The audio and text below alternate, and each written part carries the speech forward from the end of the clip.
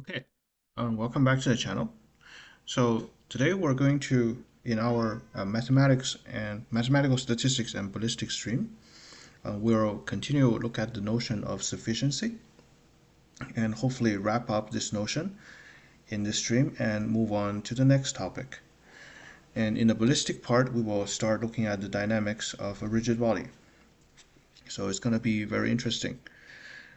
So yeah. Last time we introduced the notion of a minimal sufficient statistics. Let's just review the definition. Here, definition. I want to review the definition and then give an example because last time perhaps the discussion was still a little bit abstract. Okay. First, let's recall the definition of a sufficient statistic. There are many ways to define this notion. But basically, the idea is you can reduce the sample to the value of sufficient statistic without losing information about the underlying parameter. So, definition. A statistic, by the way, a statistic is just a function of the sample. Okay, a statistic T of x is sufficient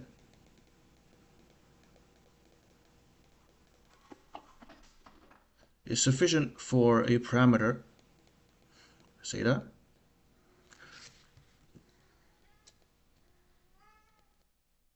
Perhaps I should add that in the beginning. So the sample big X comes from a probability distribution with parameter theta. So this is our setup. Okay, for example, so big X can be in most cases is a vector quantity. Okay, so let's say x1 all the way to xn. Together they're called x. Follows normal distribution mu sigma naught squared. So, but we call this the location normal distribution model. Okay, the only unknown is the center mu. Sigma naught squared is considered constant. So what we're doing is we define the sufficient statistic as follows. A statistic T of x, this is a deterministic function of the sample, is sufficient for the parameter theta if the conditional distribution of the sample given t does not depend on theta of x given T of x does not depend on theta.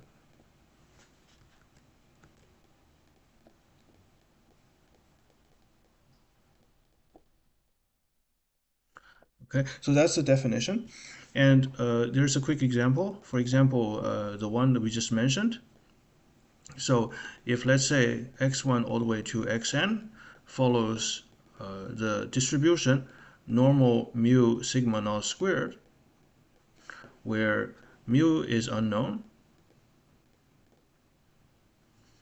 that's basically our theta, and sigma squared is known,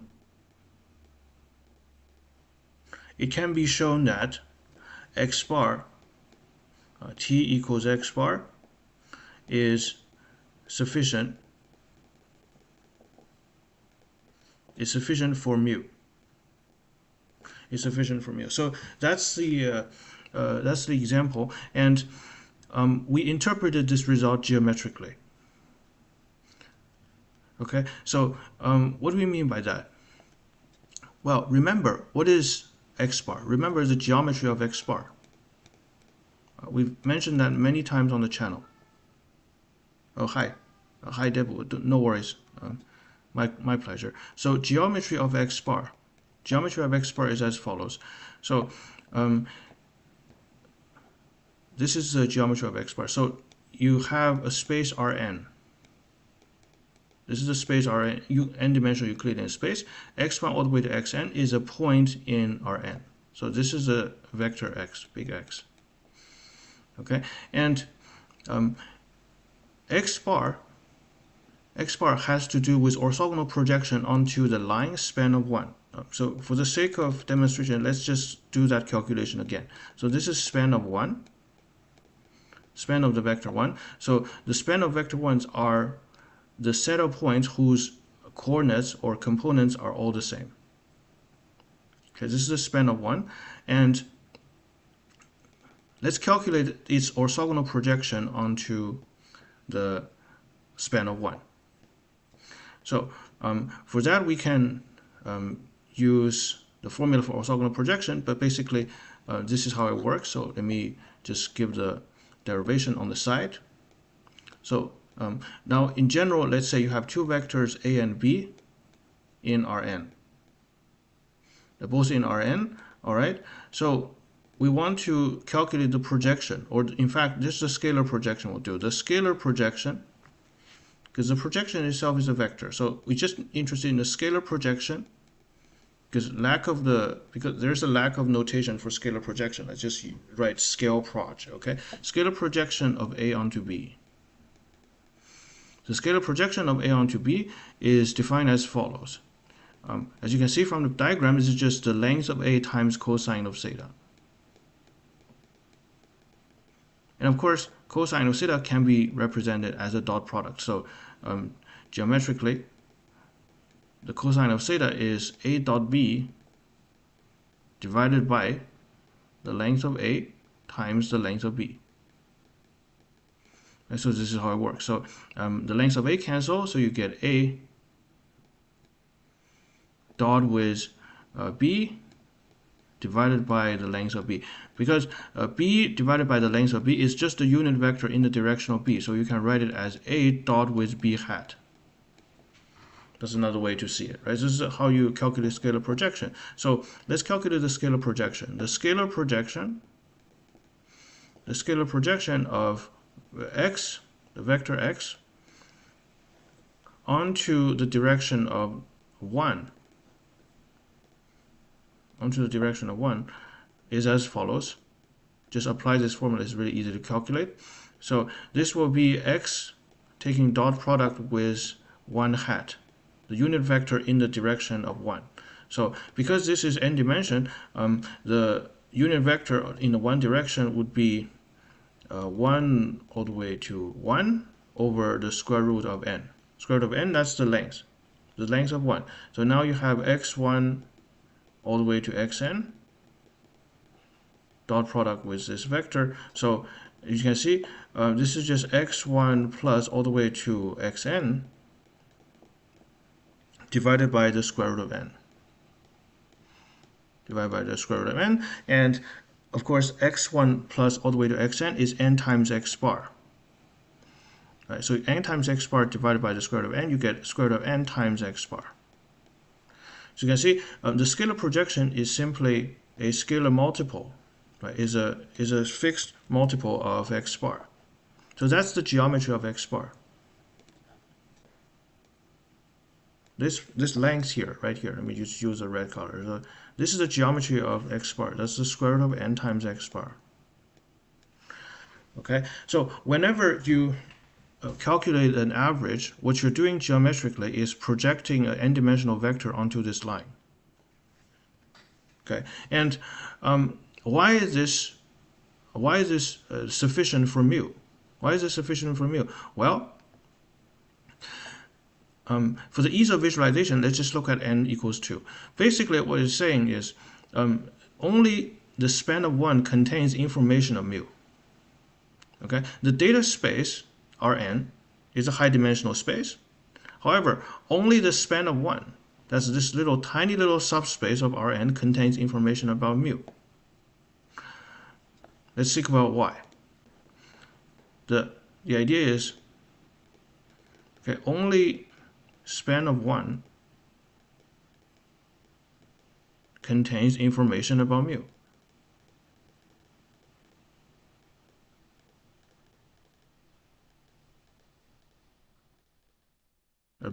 So here's a quick visual. So when n equals 2, we visual when n equals 2. When n equals 2, x1, x2 are IID normal distribution, mu sigma naught squared. So this just means that the vector x1, x2 Okay, the vector x1, x2 follows the bivariate normal distribution. Because they're IAD, the mean are the same. The mean is just mu and mu. And the covariance matrix is also fixed. So in particular, it's sigma naught squared, 0, 0, sigma naught squared. So that's a constant multiple of the identity matrix. So you can write it as, in matrix notation, BVN, bivariate normal, mu times the vector 1, and sigma naught squared times identity matrix. So what does that mean? It means that let's draw the picture. Okay, this is R2.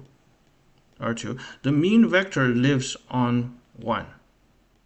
The mean vector of the bivariate normal distribution lives in the direction of 1. This is span of 1 in 2D. And the distribution, if we were to visualize the whole distribution, we can use equidensity contour.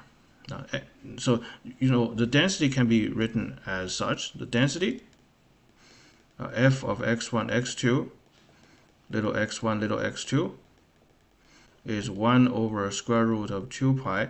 Use the ID assumption, sigma naught, e to the minus x1 minus mu quantity squared over 2. So that's the marginal distribution of x1, right? By IID, you multiply that by the marginal density of x2, so 1 over square root 2 pi sigma naught e to the minus x2 minus mu quantity squared over 2. Actually, I missed the sigma naught squared in the first exponential. Now it's fixed. All right. So, and then you combine the terms, you get 1 over 2 pi sigma naught squared. And then e to the what? E to the negative x minus mu squared plus x2 minus mu quantity squared over 2 sigma naught squared. So if the density is constant, that means the exponent is constant because the factor is a constant. So if f is a constant, then that means if f x1 x2 is constant, and this is equivalent to the quadratic form on top is constant. So x1 minus mu quantity squared plus x2 minus mu quantity squared is constant. So that's just the circle. The circle centered at mu mu. The circle whose center is the mean vector. What is this? This is a circle. Yeah, this is a circle. So by changing mu, what you're changing is the location of the concentric circle family. So yeah, this visualization, this stands for one distribution, okay? And if you change mu, this is mu1, this is one particular value of mu, okay? And if you change the value of mu, it's just sliding this family of circles along this line, span of 1. So this is what I'm saying. Only span of 1 contains information about mu. It's just the location where the concentric circle which is family of concentric circle lies on. The center of the circle lies on, right? And now you are projecting the vector onto that direction. You're projecting the data onto the only direction in which contains information about mu. And the orthogonal direction is irrelevant, is what it's saying. Right? This vector is irrelevant. Only the projection onto the span of 1 contains information about mu. The other orthogonal direction is irrelevant. Okay, so it makes intuitive sense, right? So that's the notion of statistical, a sufficient statistic. And once you have constant x bar, so let's say x bar is given. What is x bar is given? When x bar is given, when t, or aka x bar is given, the data point x can only live on a plane. Okay, so Hi, Vernon. I'm still doing like this is review stuff. Okay, this is a review of sufficient statistic.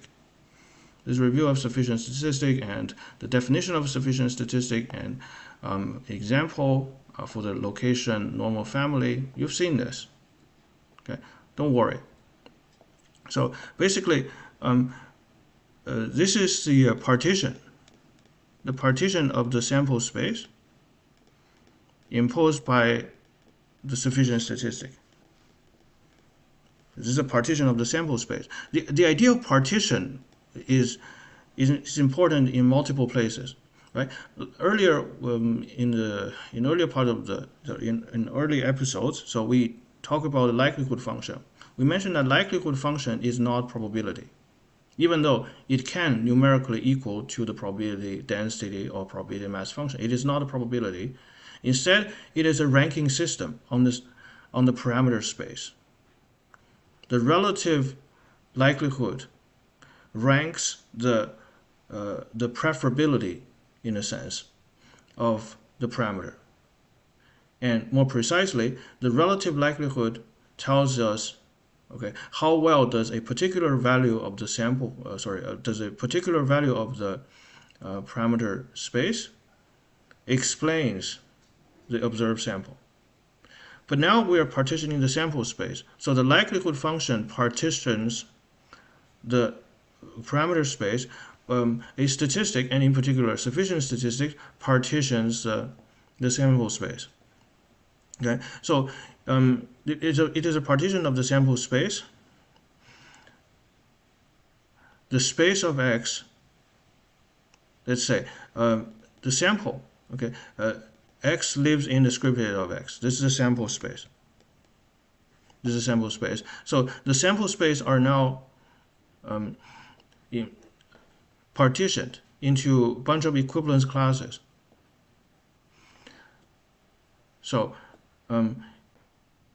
X1 and X2 are equivalent. Two samples are equivalent if their sufficient statistic value T1, T of X1 equals T of X2. Okay, so that's the idea. So here, for example, back to the location normal model. Back to the location normal model, this is what we have, right? Because due to the geometry we just mentioned, the space or the set with constant, what did you send me? Thank you very much for the gift. I don't know what that is, but yeah, thank you very much for the gift. All right, so I was saying that the location normal model, for the location normal model, the sufficient statistics partitions Rn into equivalent classes, and those equivalent classes are precisely planes that are orthogonal to the span of 1. Because they're perpendicular, okay? So those are the equivalent sample points. Remember, each point in Rn stands for a sample, and if two samples, let's say x1 and x2, are on the same plane, they return the same sufficient statistic x bar value because the projection onto the span of 1 is the same. So they contain the same information about mu. Right. So that's the location scale model. The partition of the sample space, or the equivalence classes, right? The equivalence classes. So this is the equivalent class. I think you should write it this way. So Rn slash total. There's the equivalence classes. The equivalence classes are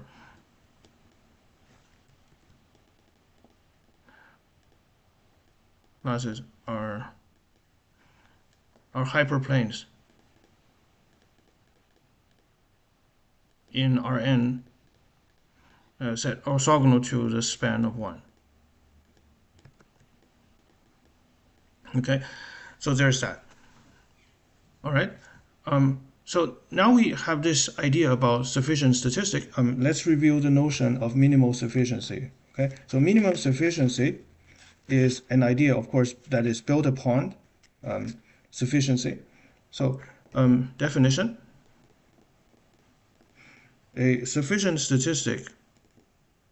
So if you have a sufficient statistic already, so a sufficient statistic, T of x for theta, okay? So sometimes sufficient for what is implicit, okay? The very notion of sufficient statistic is model dependent, okay? It depends on the parametric model, okay? So sometimes you just say sufficient statistic, but really it is sufficient for what? Okay? Is a sufficient statistic is called minimum sufficient. It's called a minimal sufficient statistic, or simply called minimal. Okay? It's called minimal. If what? If for any other sufficient statistic, for any other sufficient statistic, say t prime of x, which is another function, t prime of x, t of x is a function of t prime. Okay, so an easy mistake, and actually it's a fatal mistake, an easy but yet fatal mistake, is to mix up the order. Okay, an easy mistake is to say, oh, for any other sufficient statistic t prime is a function of t. As if you know the minimal sufficient statistic, you can derive the value of any other sufficient statistic. No, that is completely wrong. Okay, so the idea is minimal sufficient statistics is, in a sense, the greatest data reduction. It reduces the data to the greatest extent. Let's explain that. Okay, so let's imagine if you have a function, just a general function. If you apply a function to an argument, to an input, the intuition is the output of that function can contain no more information than what is already in the input. Right? So if you apply a function to an argument, to an input, the result can contain no more information than what the input already contains. Let's think about an example. So let's think about an example. First of all, there's no information loss. Right? So imagine the map that maps a student in a university. Okay, imagine the map that maps a student to its student ID. That's a map that contains no information loss, because once you know the student's ID, you know the student, which student you're talking about precisely, because that's just an example of an injective map. It's a one-to-one and on-to function. In fact, it's a bijective map. So in that case, you preserve information completely. But in most circumstances, if a function is not injective, you end up losing information.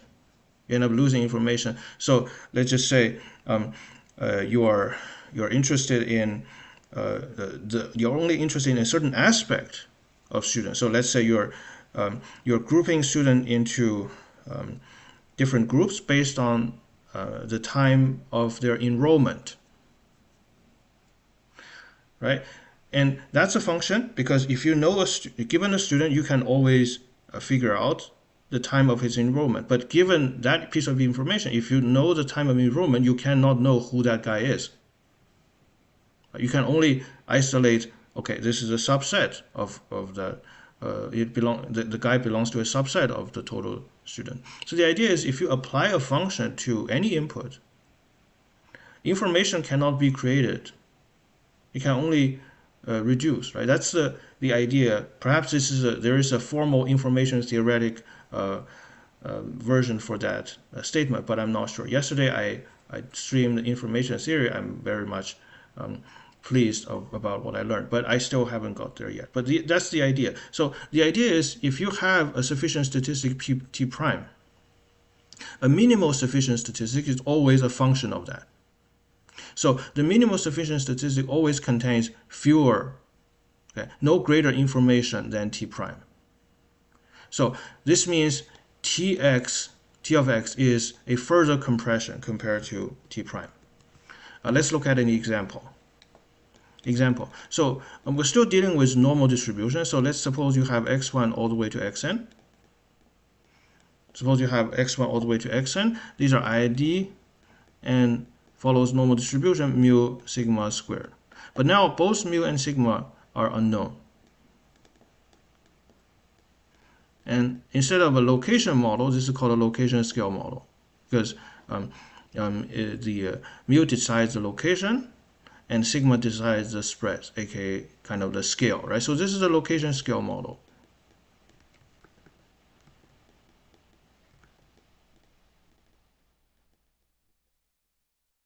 So you have the location scale model, and what would be the sufficient statistic for the location scale model?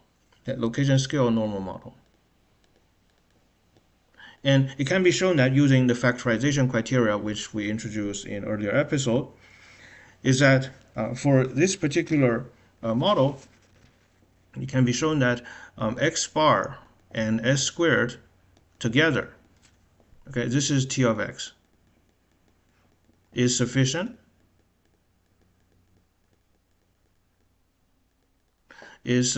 for mu and sigma. Okay, and it's done using the factorization criteria, and the algebra is a little bit tedious, so we'll skip that. We'll just keep the conclusion. Okay, so yeah, that's the sufficient statistics, and let's compare this with the previous model. Okay, the only unknown is mu. So let's say in the previous model, if we still keep s squared, that is to say, if you assume the variance is known and you still report the sample variance. Oh, by the way, this s squared is sample variance. Okay, my bad. S squared is sample variance. So s squared, where forgot to define it. So s squared is 1 over m minus 1, the sum of xi minus x bar squared. From 1 to n. And this has to do, in the same geometry, it has to do with the orthogonal component of x relative to the span of 1. Actually, let's do that calculation real quick. Okay, so here in the picture, so we have, imagine this is the span of 1. Okay, I'll not draw the coordinate because that's not terribly relevant. So there you go. So this is a vector x. As we calculated earlier, the scalar projection has the length square root of n times x bar. We already calculated that. All right. So what is the residual vector? Right. This is a residual vector. So the residual vector, or the perpendicular component, residual vector, aka the perpendicular component of x relative to the direction of 1 is as follows. So that's just the x vector minus, well, this is a scalar projection, so we have to make that a vector, which is easy. So this is just square root of n times x bar and then times 1 hat. Now 1 hat is the unit vector along the direction of the span of 1. And of course, square root of n is the length of the vector 1, because the vector 1 has the length square root of n. So square root of n times the unit vector 1 just gives you the vector 1, the unit vector along the direction 1. Together, this is x bar minus, not x bar, but rather x arrow. Okay, this is x vector minus x bar times 1, the vector 1. So this is the residual vector. Let's calculate the length of the residual vector, shall we? And by the way, the residual vector, if you write that as a component form, it will be x1 minus x bar all the way to xn minus x bar. That's the residual vector. So the residual vector will have the length perpendicular of x relative to 1,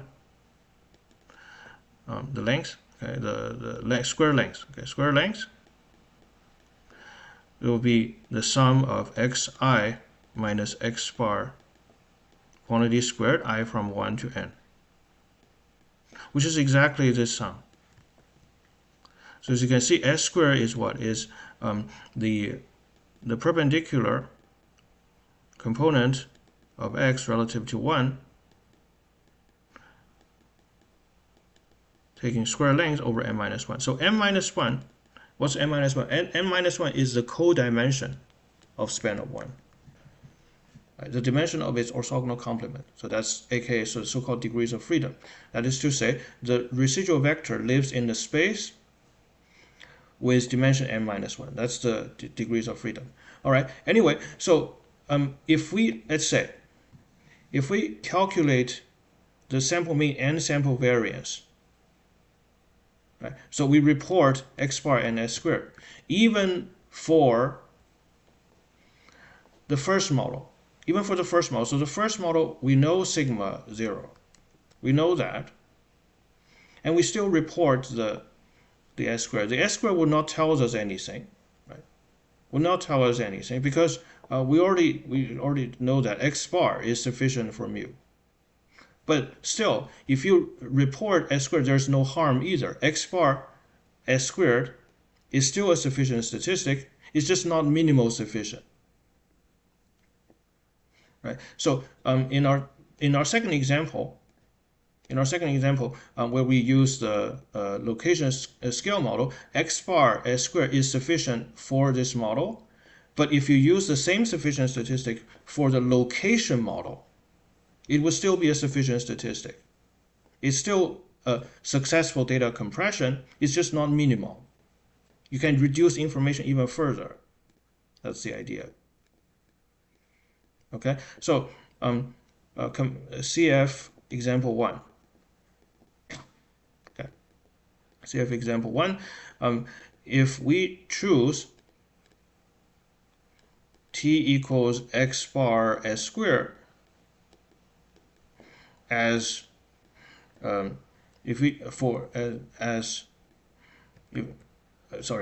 just write it this way. So t equals x bar s squared is still sufficient. It's just not minimal.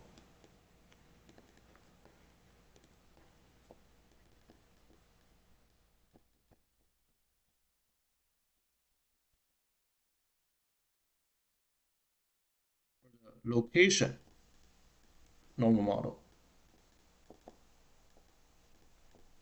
no harm is done. Mu sigma not squared, but not minimal sufficient.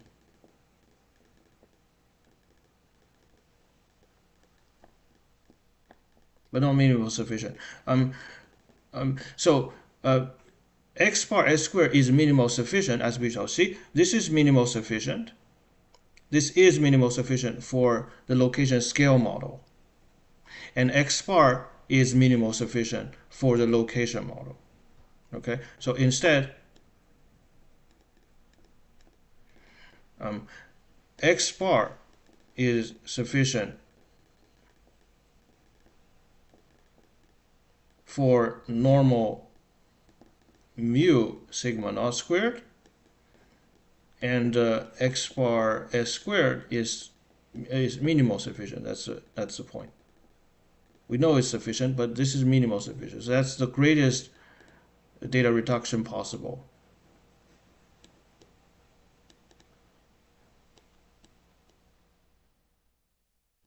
All right.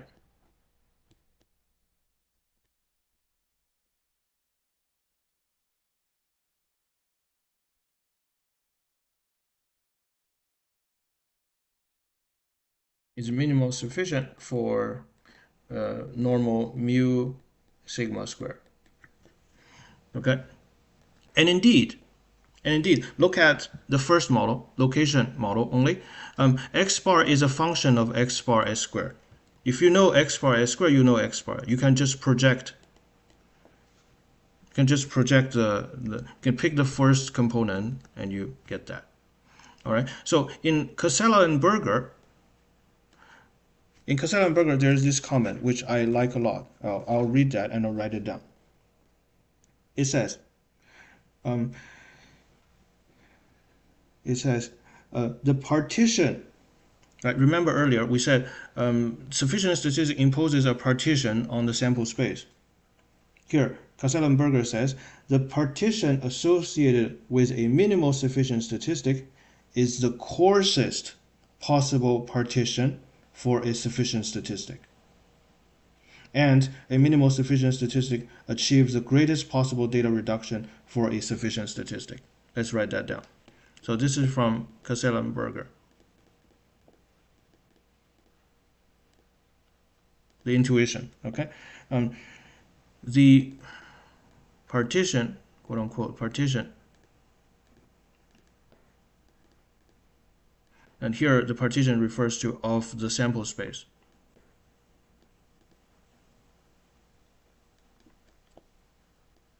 Okay, chat has been real quiet today, so hopefully everybody is still on the same page. If you have a question, go raise it. Thank you very much. So the partition of the sample space associated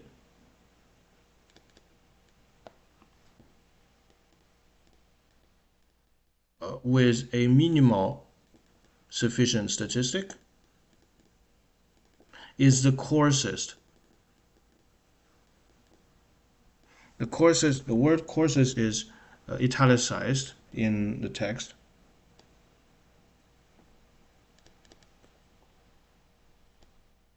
Coarsest possible partition. We'll explain what that means in a second. For a sufficient statistic.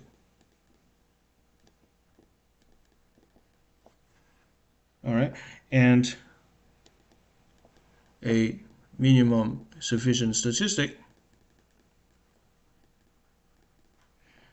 achieves the greatest possible data reduction.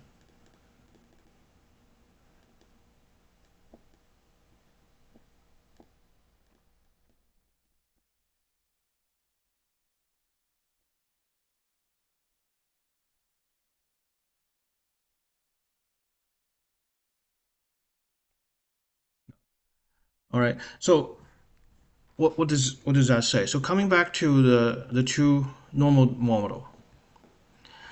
Okay, so let's say if we're treating x bar s squared as the sufficient statistic, what does the equivalence classes that it imposes look like? Okay, what are the partition imposed by this look like? Well, look at the picture. So this is Rn, and this is a span of 1. Okay, you got a bunch of planes orthogonal to that. Okay, all right. So on these planes, we know x bar is constant. So given x bar, a sample point lives on one of these spaces. Okay, let's draw 3 for generality. Okay, so these are constant x bar.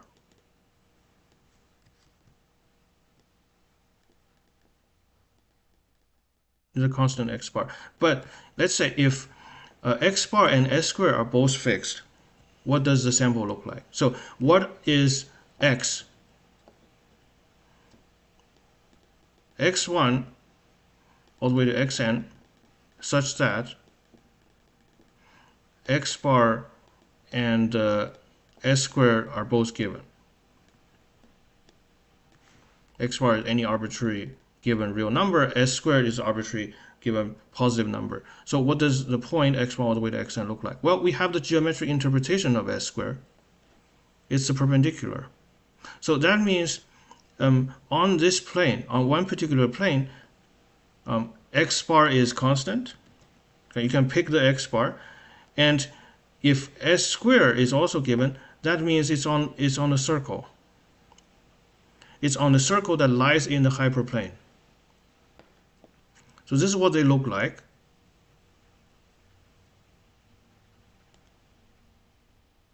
Right? So the radius of that circle is exactly what?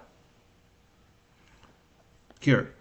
The radius of that circle is exactly m minus 1 times square root of m minus 1 times s. This is the radius.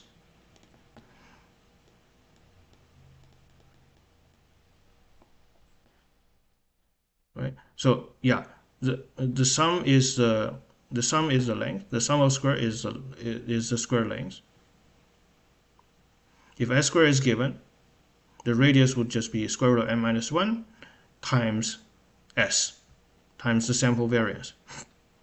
All right. So that's and these are concentric circles living on the plane. Okay. Perhaps I should just use the original, use this diagram and squeeze a little bit.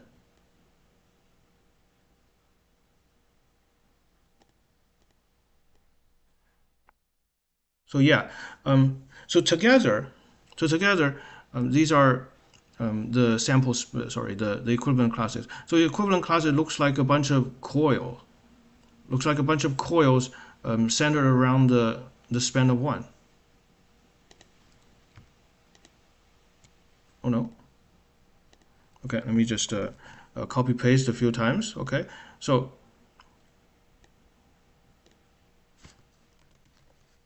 you see what's happening here? These are these circles, which are all parallel to each other, all orthogonal to the span of 1, and they have the same center. Okay, the center lies on the span of 1. Okay, that's what I'm trying to say. This is the partition. So what I'm getting at is the plane. These planes are the partition by x bar. Let me change the color. Okay, green. Hang on. Yeah, the plane is a partition by x bar, and the blue circles are partitioned by x bar and s squared.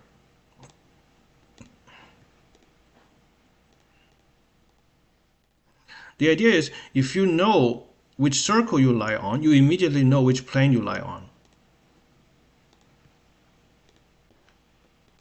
This is what we mean by the coarsest possible partition. Intuitively speaking, it feels like there are quote-unquote fewer planes compared to the circles, right? Even though they're both uncountably infinite. What I'm saying is, if you know which circle you lie on, you immediately know which plane you lie on. So the circle contains redundant information. If you use a minimal sufficient statistic to partition the sample space, in a sense, you get the fewest possible equivalence classes as a result. You're discarding irrelevant information at the highest degree. Okay, so yeah, let me change that to green. Constant x bar, this is the equivalence class. You can write it this way. Okay, this is Rn. Use the equivalence class notation, equivalence according to x bar. This way. Okay, these are circles. The circles which are Rn,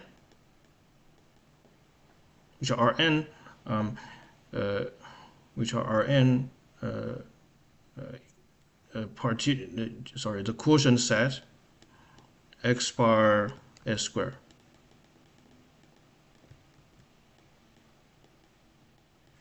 Right. So that's the meaning here. Okay. So there's that. Now that the intuition is now clear, let's give a useful theorem. Let's give a useful theorem that is convenient to decide whether a statistic is minimal sufficient. This is CNB. theorem 6.2.13. Let's go. So it says let f of x given theta be the PDF or the PMF of x. Let's just write it. Okay, let's just write it. X follows this distribution. Okay, x follows this distribution parameterized by theta. Okay, it says suppose there exists a function. If there exists a function t of x, if there exists t of x such that for every two sample points x and y, for all x and y, the ratio of the density or the PMF, whatever you call it, f of x given theta over y given theta, this ratio is independent of theta or is a constant function relative to theta if and only if the function t evaluated at x equals the function t evaluated at y. If that's the case, then big T is a minimal sufficient statistic.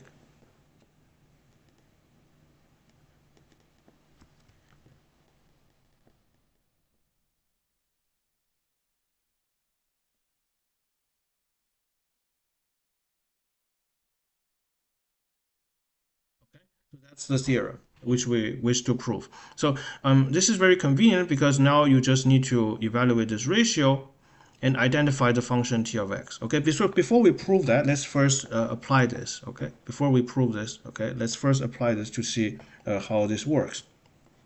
Why don't we apply it to the location scale normal model again? So example 2 revisited.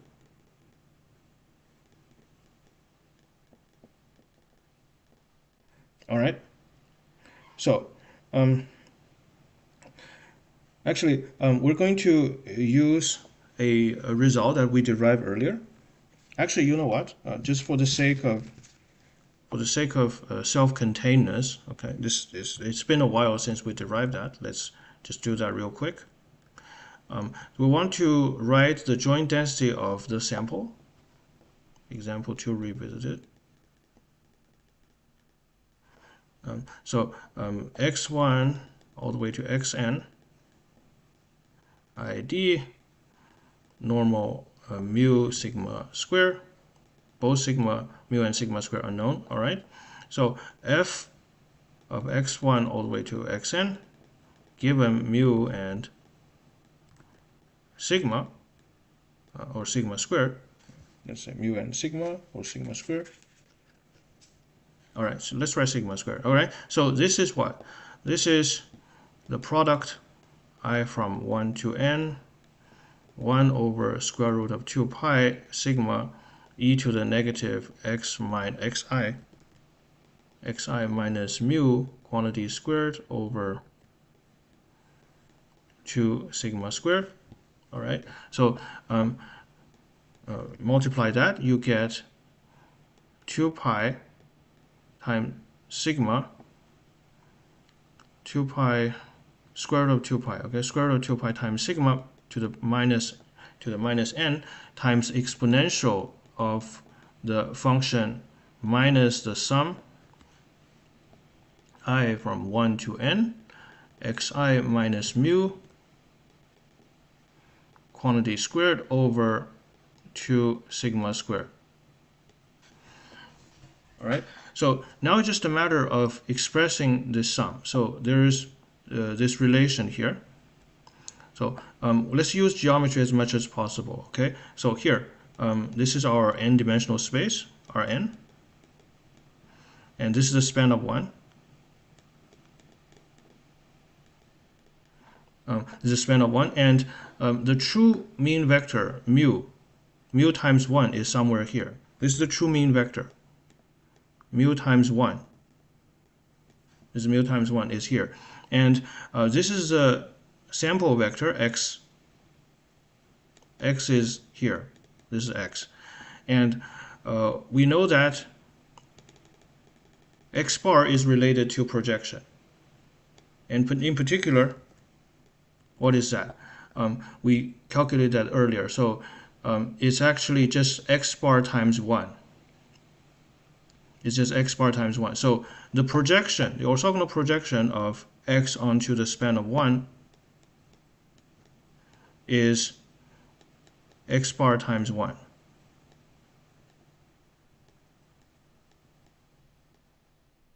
X bar times 1. So now pay attention to this right triangle right here. Let me just highlight that. Okay, so in this right triangle, we have the Pythagorean theorem.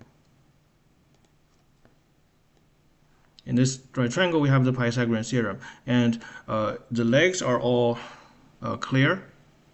The legs are all clear. So the hypotenuse here, in this right triangle by the Pythagorean,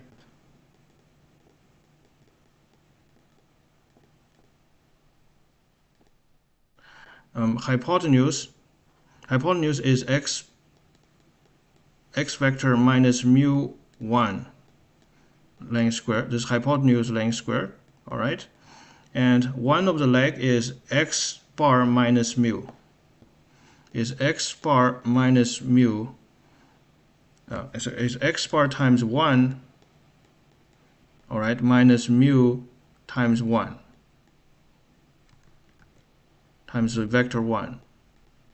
All right.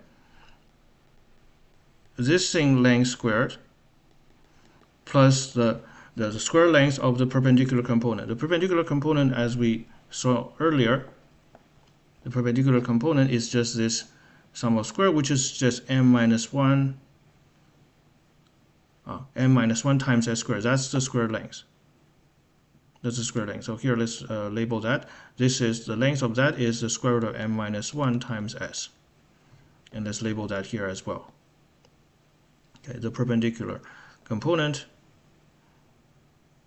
is square root of m minus 1 times s. That's the length. Okay, and then you use the square length. That would be m minus 1 times s squared. Times s squared. All right. So the left-hand side, this is what? This is the sum of xi minus mu quantity squared. Exactly the sum we wish to simplify, represent I from 1 to n, the square length. And this is what? Well, because one vector, there are two vectors along the same line, so x bar minus mu squared can be taken out. And the one vector has a length of n. So there's that. You have this identity. So you have this identity. So let's continue the joint density f of x1 all the way to xn. Given mu sigma squared is 2 pi taking square root times sigma to the power of minus n. And you get the exponential of minus 2 sigma squared. 2 sigma squared. On top, you get n times x bar minus mu quantity squared plus m minus 1 quantity s squared. There you go. So this is a useful representation. This is useful representation. As you can see, only x bar and s squared. You can see from this expression that the joint density, which can also be interpreted as the likelihood if you treat mu and sigma square as variables. Okay, so this expression is also the formula for the likelihood. The likelihood function depends on the sample points x1 all the way to xn only through these two statistics, x bar and s squared. So therefore, x bar and s squared together is sufficient. Okay, so we have that, and now let's apply this result, and let's check x bar and s square is sufficient. So now let's consider you have y equals y1 all the way to yn, and x, y, and x equals x1 all the way to xn as two observed samples. are two samples. So according to the theorem above, you should evaluate this ratio and see if it's dependent on the parameter. So let's do that. So fx given mu sigma squared over fy given mu sigma squared, what's that? Let's do the evaluation.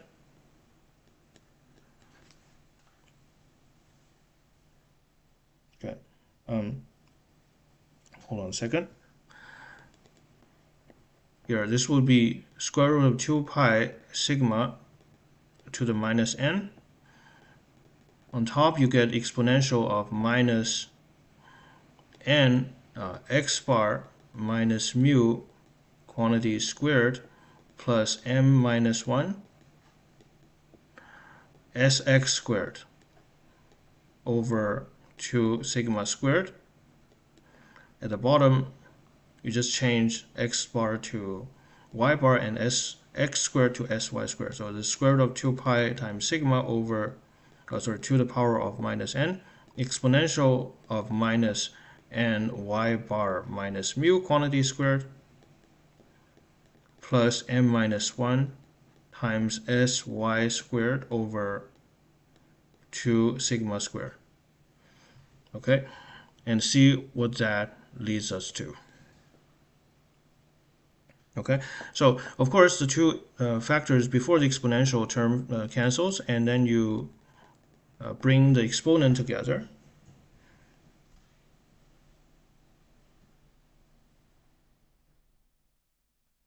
Okay, so hang on. This is okay. So this is minus 1 over 2 sigma squared. And let's first do okay, with an n on top. Okay, with an n on top, n over 2 sigma squared. Okay, this is the x bar minus mu quantity squared, and then minus. Okay, let's do the minus sign here. Minus y bar minus mu quantity squared. All right. Okay, and then minus m minus 1 over 2 sigma squared, and then sx squared minus sy squared.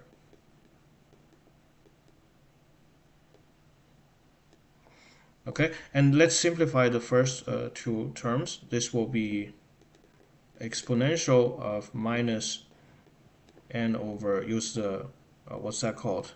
Difference of squares, right? So you get x bar plus y bar minus 2 mu times x bar minus y bar. And then minus m minus 1 over 2 sigma squared sx squared minus sy squared quantity. So there's that. Okay, so as we can see, when does this thing independent of mu and sigma? All right, so this ratio above is independent of mu and sigma squared if and only if x bar equals y bar and s squared equals sy squared. Right? So if x bar is not equal y bar, then, well, the first term will be, you say the first term, which depend on mu and sigma square, will not vanish, right? So when x bar equals y bar, that kills the first term. When sx equals sy, this kills the second term, and then it becomes independent of mu and sigma. So therefore, by the theorem 6.2.13, x bar and s squared together is the sufficient statistic. So by theorem 6.2.14, x bar and s squared is sufficient. Is minimal sufficient. Okay, is minimal sufficient. So this is pretty useful. Okay, and now it's time to prove theorem 2.6.2.13. Proof of 6.2.13, and we're not going to do it in full generality, of course. We're going to do this, let's say, assuming that, okay, I think I'll assume this is a discrete case. Actually, we don't need to do that. Actually, we don't need to do that. That's okay. We can work with the general case. So this is the proof of 6.2.13. Now we know how the theorem works. Let's prove it. Okay, and actually we do need to pick a special case. We prove a special case. We prove the special case where the density is always greater than 0. So because the subtleties arises when you do things like conditioning on probability with actually you don't even need conditioning, right? You just need the ratio. You need the ratio, so we want the denominator to never vanish, basically. Okay, we prove a special case. People often wonder, okay, how much do mathematical statistics depend on measure theory? So measure theory is particularly powerful when it comes to proving theorems in mathematical statistics. It provides a general framework. For example, it handles discrete and continuous sample data together, right? You do not need separate proofs for these situations. And in that sense, it's very powerful. But at the same time, you see, the intuition of sufficiency, minimal sufficiency can be completely understood without the intricacy of measure theory. And this is not just for these two concepts. Okay, I have not yet encountered a concept in mathematical statistics that is dependent on intricacy in measure theory. So measure theory provides a convenient setup for you to formulate the problem and as well as prove theorems. But you do not need it to understand the essence of the subject as well as apply this correctly. Right? The intuition is completely independent of measure theory. So here, so don't be too bothered if we cannot prove the full generality, the theorem in the full generality. Okay, so I mean, anyway, so this series is aimed as a non-measure theoretic base level anyway. So if you are interested in the measure theoretic version of all these results, you can, well, I guess you can message me and I'll point you towards the relevant literature. We prove a special case where fx given theta is positive for all x in the sample space, scripted x, and for all theta. So this is a special case. So now to do that, to do the proof, we first want to show that big T is sufficient. Okay, we first claim that T is sufficient. 1. Big T is sufficient. And then we prove minimal sufficiency. So how do we do that? Okay, so hold on a second.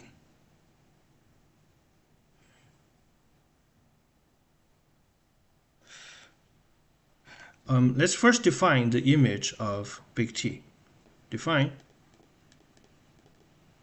scripted T. Scripted T is the collection of T such that T equals big T of x for some x in big X here. Some x in big X. So this is just the image of big T, or the range, i.e. the range of big T.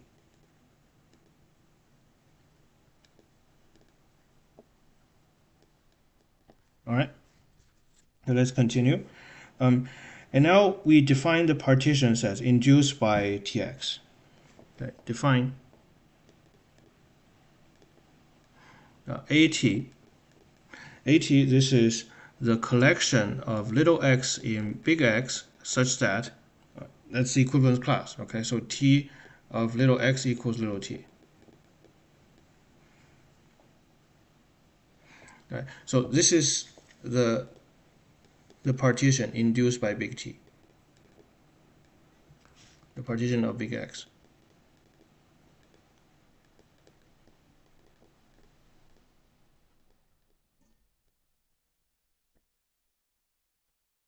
Okay, so that's the second notation. And for each AT, you can, I mean, it's here we're kind of invoking the axiom of choice, in fact. In general, AT is uncountably infinite. So for each AT, we choose and fix one element from it. Hi, Patrick. Hi, Patrick. I remember you're an old subscriber of mine. Thank you very much for joining the stream. I think you subscribed to the channel like when it has like 3,000 sub or something. Thank you very much. So yeah, this is what I was saying. So for each AT, you pick a representative. Pick xt in AT. Okay, so here we are invoking axiom of choice. Whenever you invoke axiom of choice in your proof, you should indicate that more than any theorem or definition. Okay, because this is controversial.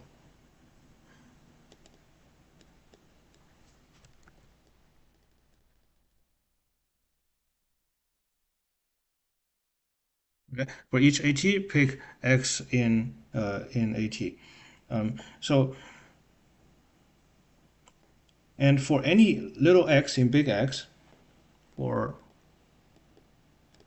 any little x in big X, x of tx is the fixed element. Is the fixed element. I mean, we need to choose that name, right? We need to choose a name. So for any x in big X, okay, let's write. We give it a name. X subscript t of x. Subscript t of x. Actually, this is already implied by our notation. You don't need. This is not a separate definition. Okay, then it follows from what we defined earlier.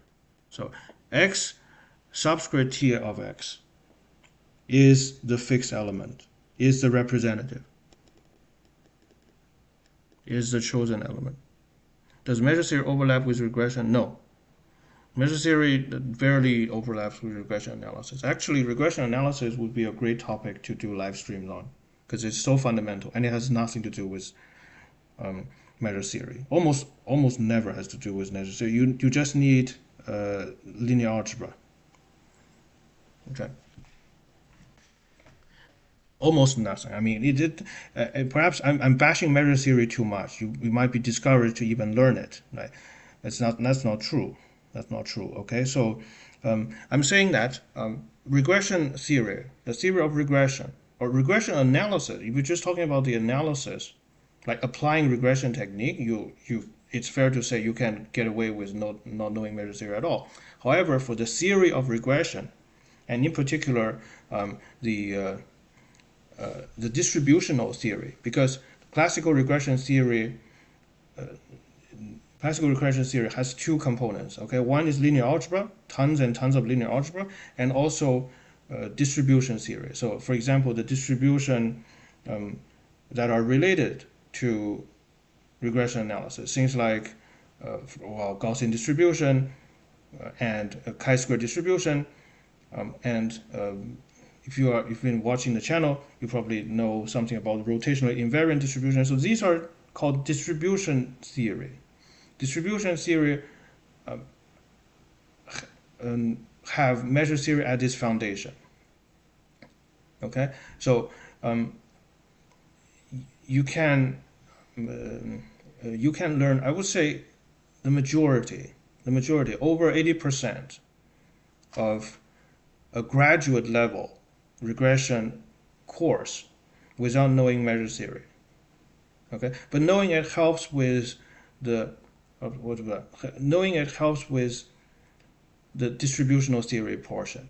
Okay, but for as far as practical application of regression, you certainly do not need measure theory to apply it appropriately. Okay. Definitely open to a stream about regression stuff. Okay, so yeah, regression is actually a massive topic.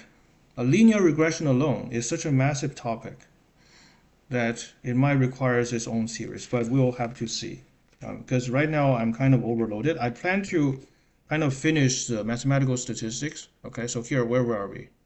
This is a book, all right? So where were we? So we're in chapter 6, right?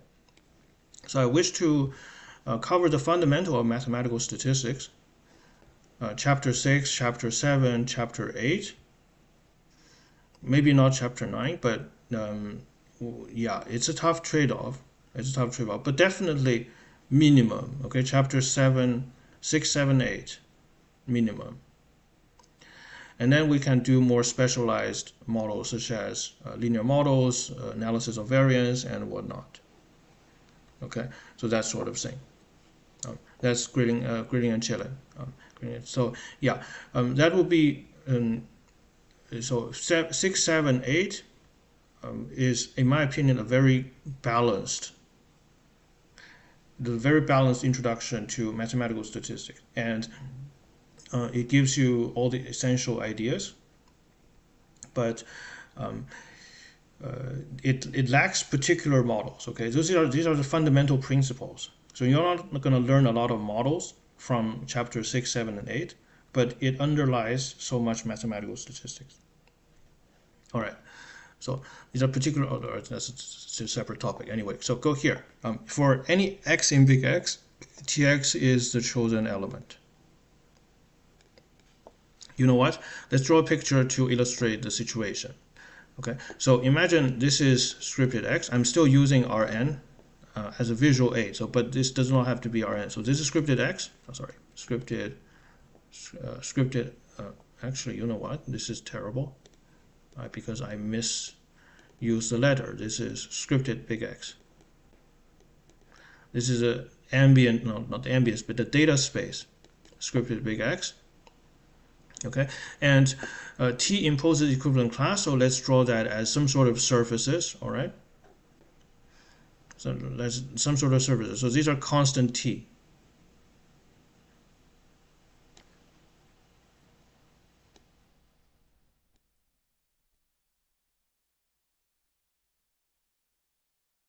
I'm just going to draw two sheets. All right, so this is a constant surface of constant T. Constant T. So constant T, actually we have a name for that. So let's suppose this is a T where T is constant, or AT1, let's say, AT1. That means the sufficient statistic equals value little t1. This is AT1, this is a little AT2.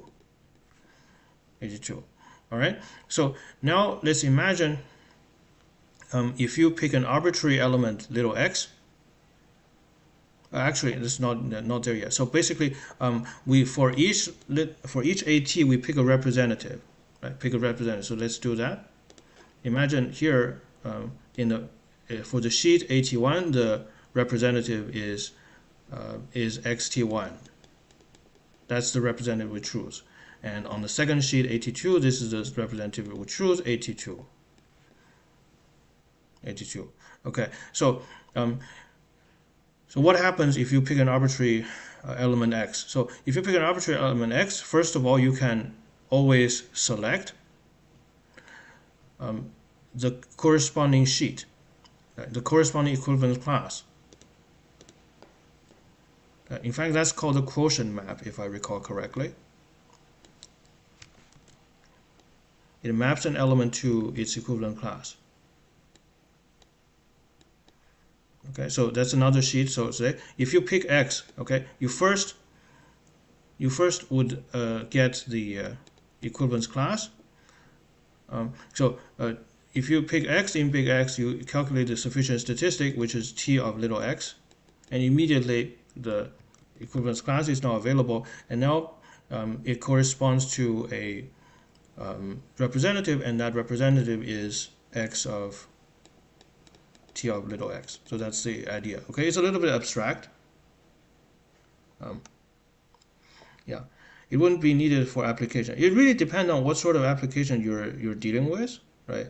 What sort of application you're dealing with. It's not such a clear cut, because when it comes to applications, okay, it's sometimes it's misleading, because sometimes people dismiss. Hi. So I'm doing good. Thank you very much, chat. So I'm saying is, as applied-oriented practitioners, we should not dismiss the power of abstract theory, because guess what? Measure theory is still the lingua franca. It is the lingua franca of the statistic world, of the statistic and probability world.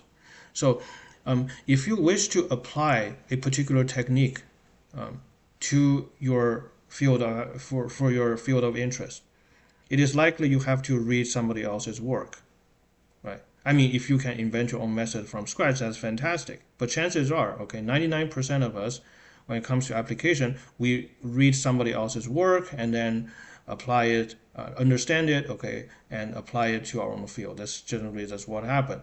But to do so, you have to understand the language, and measure theory plays that role.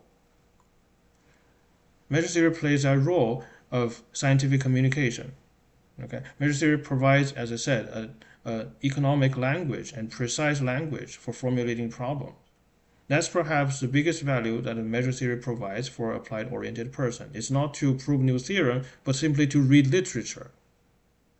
Okay, so that's a little bit of a digression. It's like similar to how functional analysis is used in applied mathematics in general. So functional analysis also plays the role of a kind of lingua franca in applied mathematics. Okay, as applied mathematician, chances are you're not going to spend time proving new theorems in functional analysis, but you need it to understand the papers. All right, so there's that. All right. Anyway, so here we have this is the situation that we just draw. Okay, the abstract definition, and here's the visualization. Okay. Anyway, and from this picture, it is clear that because x and x of t of x are in the same set, AT, since x by construction, let's say by this very construction,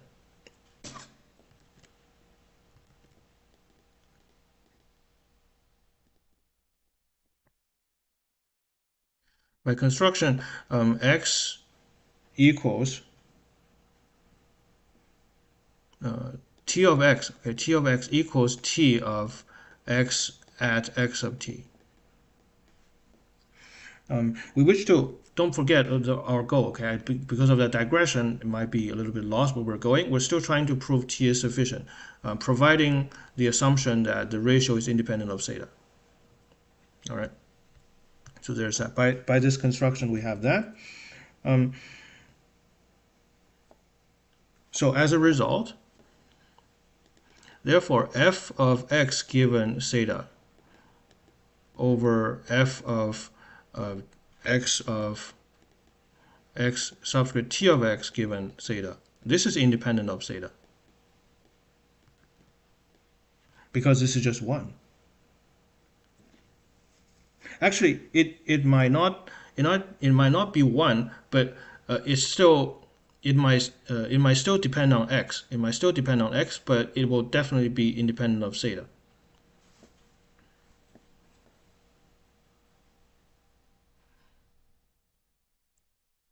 Is independent. Actually, we might need a little bit justification for that.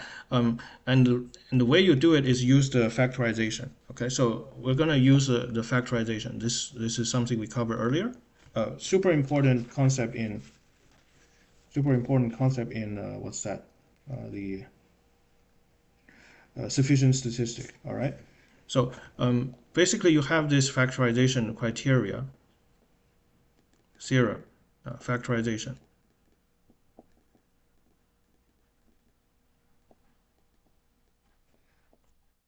F of x given theta okay, can be factorized into g of t of x given theta times h of x. Okay, the first function depends on the sample x only through the sufficient statistic, and it also may depend on theta.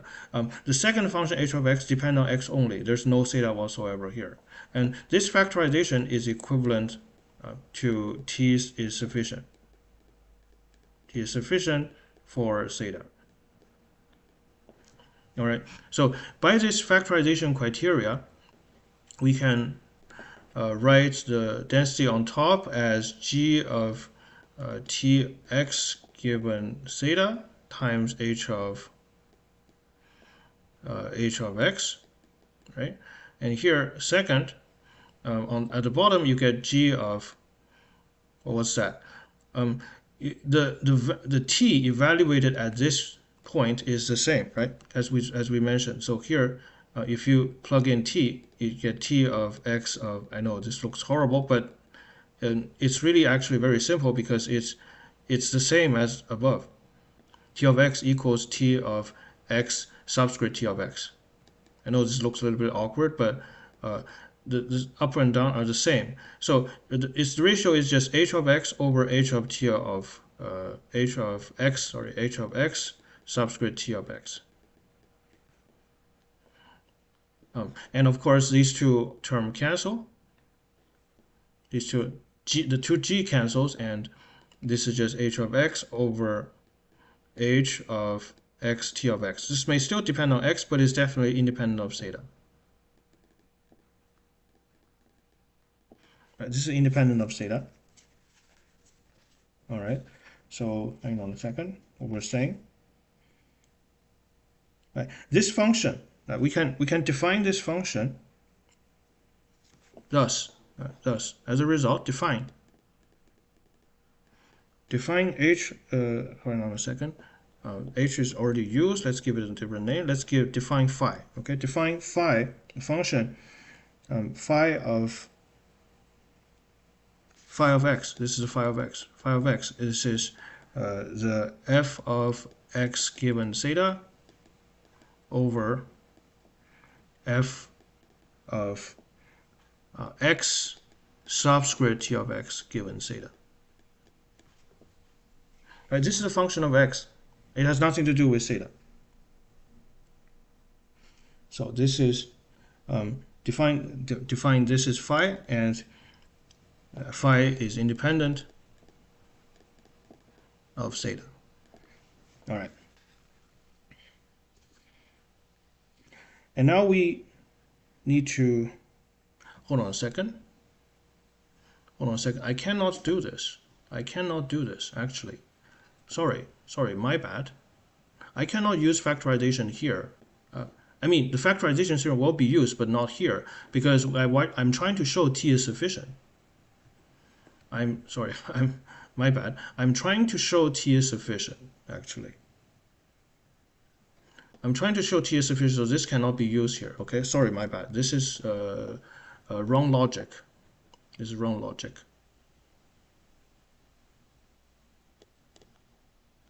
This is wrong logic, actually. So we don't need this part. We do not need this part. Instead, because of t of x equals t of x subscript of t of x, because I implicitly use t is sufficient. That's circular reasoning. That's not good.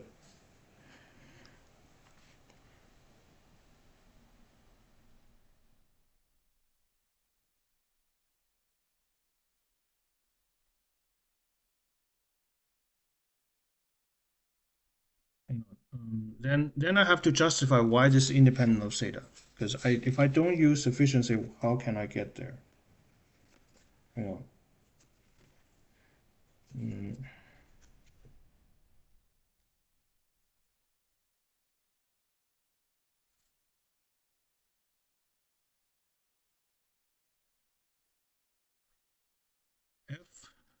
F of x given. So I mean, I haven't even used the assumption, no?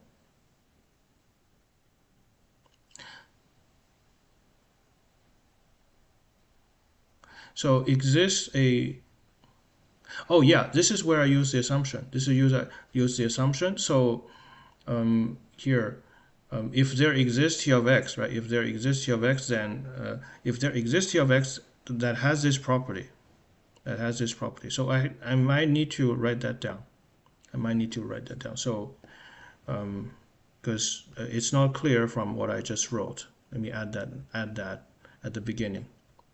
We prove a special case, blah blah blah, and one is now needs to be moved a little bit downward because I want to assume the hypothesis.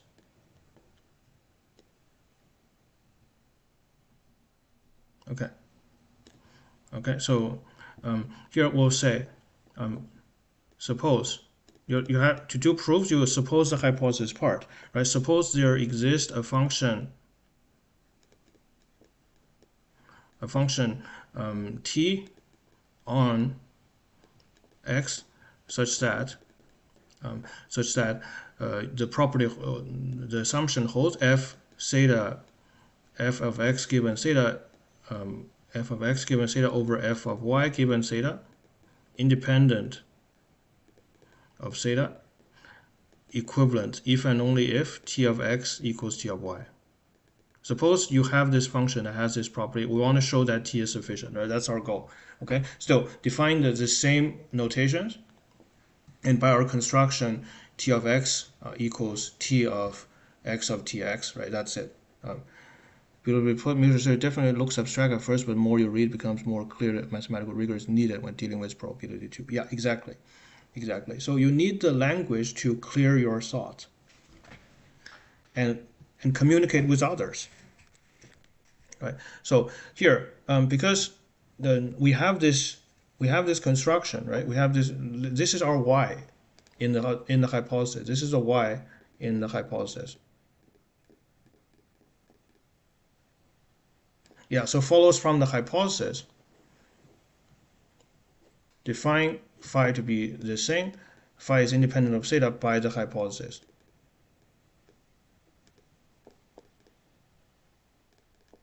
Okay, so cool. Okay, and now we can show factorization actually hold. Okay. So let's write it that way. So you have define. Let's write f. We want to show factorization holds. So f of x given theta. F of x given theta, that would be what?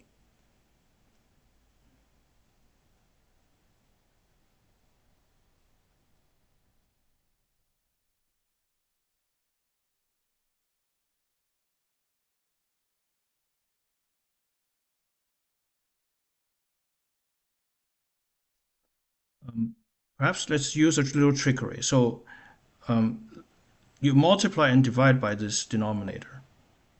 F of x t of x given theta, okay, times f of x given theta. There's no probability law being used, okay? It's just a multiply and divide. So remember, the factorization theorem requires something that depends on t of x and theta. So there you go. This is what we decide to construct. Okay, this is just algebraic trickery. Multiply and divide, nothing more. So this is f of x of tx given theta times phi of x. So phi of x is this part. So the first part is now the g of t of x theta in the factorization theorem. And this is the g of t of x. They depend on t of x and theta.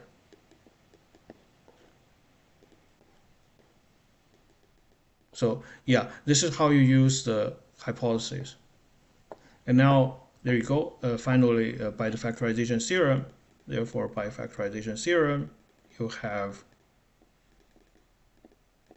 t is sufficient.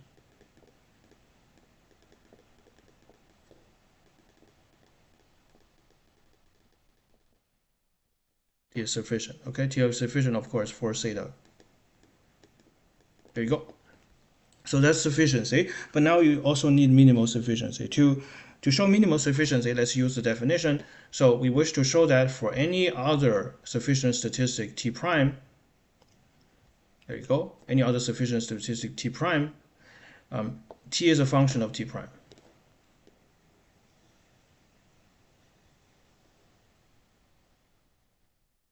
Oops. So that's the definition, okay?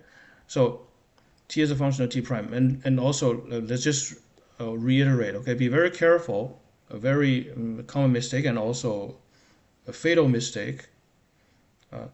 T prime is a function, T is a function of T prime, not the other way around. T is a function of T prime, not the other way around, all right? So, so for that, to prove minimal sufficiency, let's give ourselves a T prime. T is minimal sufficient. Let's go. Let T prime be any other sufficient statistic.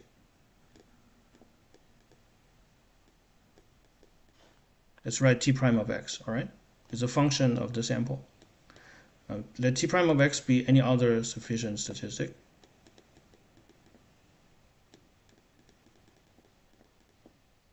We wish to show that T is a function of T prime, or you can do it that way, and you can say if two points, okay, if two sample points x and y, if two samples have the same T prime value, then T must be the same.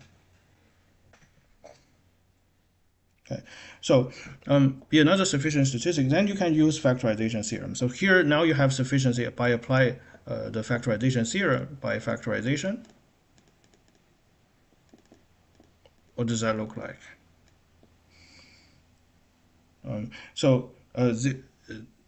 You can write f of x theta, x given theta, as say g prime of t of x, g prime of t of x given theta times h prime of x for some g prime and h prime. Okay, so by factorization you have that, and now you can just evaluate the ratio, right? So this is very straightforward. The f of x given theta over f of y given theta will just be the ratio. So we get g prime of t of x given theta times h prime of x over g prime of t of y given theta times h prime of y. Actually, yeah, t prime, right? T prime, not t. Not t, right? So it should be t prime. Yeah, t prime. T prime. So this is the sufficiency of t prime, gives us this factorization. Okay. All right. So let x and y in the sample space such that t prime of x equals t prime of y. Right, this way, by above, the ratio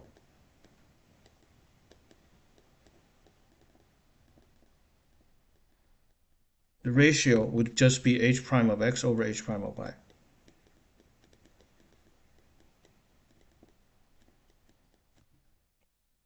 H prime of y. So this ratio does not depend on theta.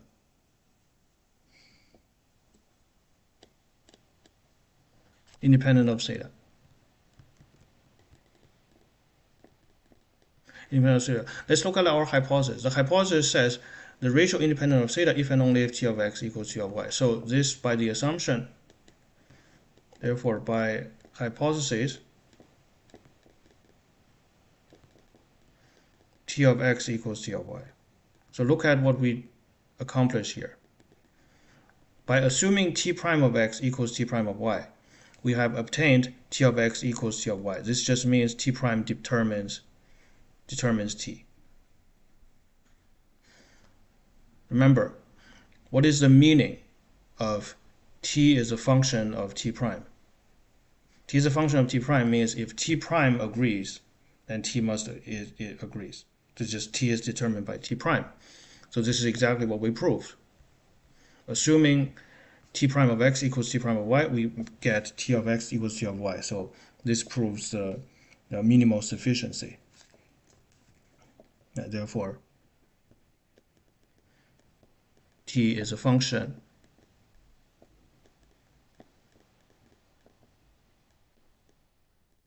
of T prime. Proved. T is a function, and thus T is minimal sufficient. And what book actually are you using? What is the topic of today's stream? Well, we're wrapping up notions of sufficiency and minimal sufficiency. So the original book that we're using is the book by Evans and Rosenthal. Right? We finished the main text on sufficiency here. We finished the main text on sufficiency here, but I would just like to supplement with some extra commentary as well as results from Casella and Berger. So this video is actually self-contained, Andre. So we started from, well, perhaps as much as possible. Although I didn't, for example, I didn't prove factorization theorem. Right? You can go check out other videos for that. Okay, which was done also quite in great detail. So basically, here this is a rather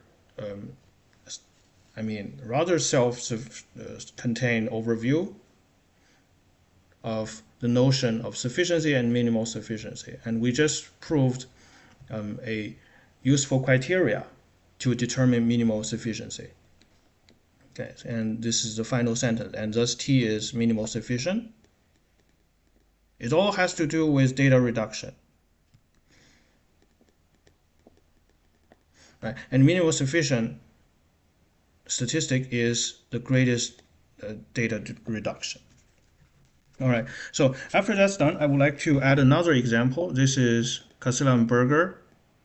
I cannot show Casella and Berger because this is copyrighted material, so I will just do most of the writing myself. So Casella and Berger, I've been using this format for the past few streams, and it's been, in my opinion, working pretty well. So I'll just give you the name.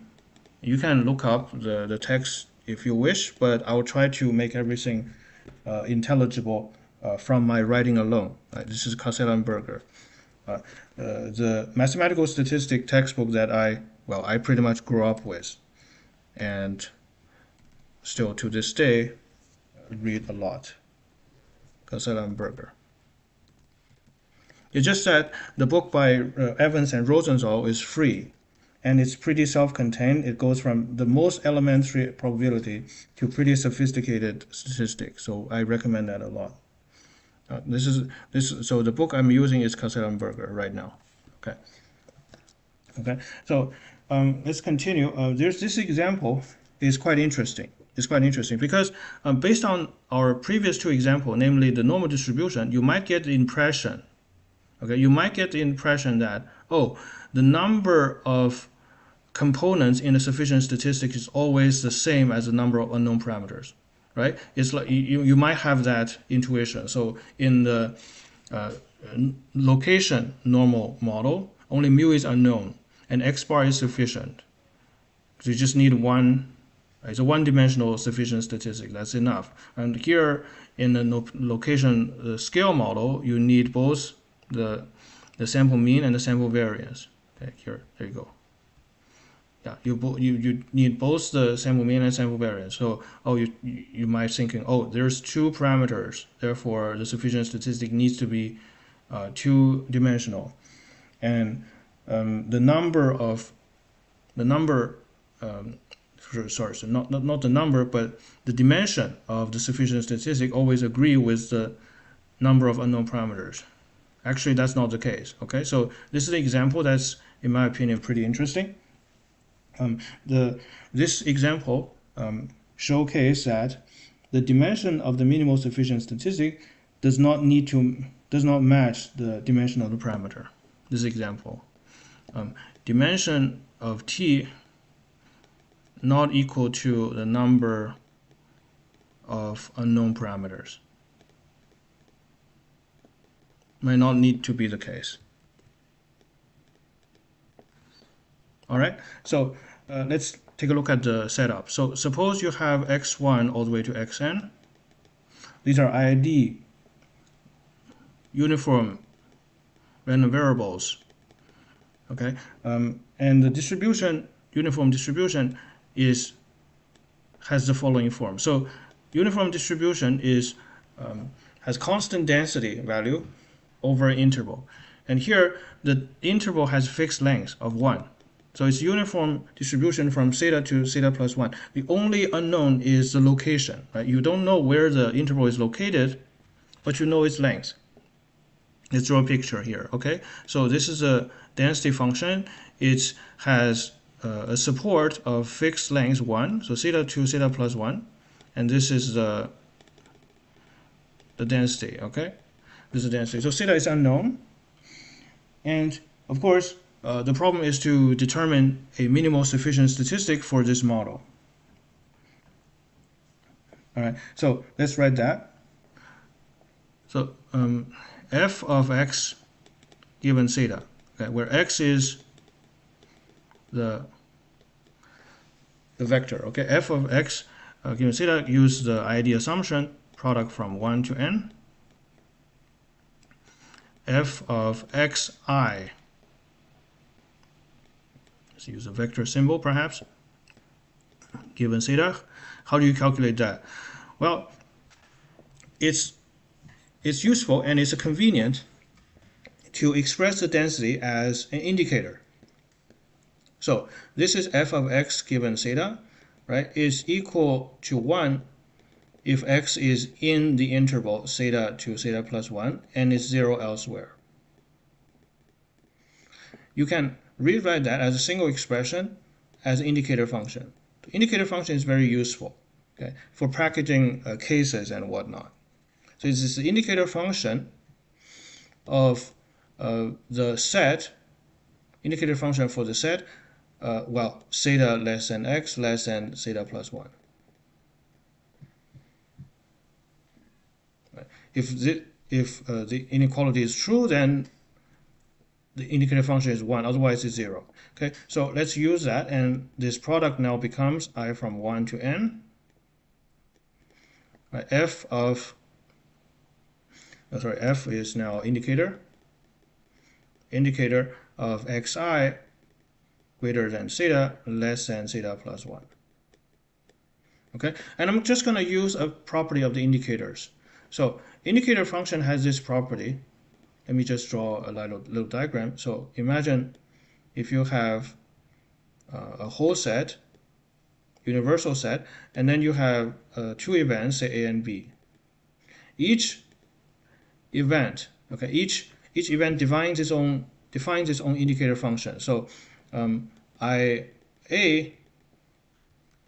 okay, IA of omega equals, okay, IA of omega equals the big rectangular set stands for the sample space big omega, okay? IA of omega equals 1 if little omega is in big A.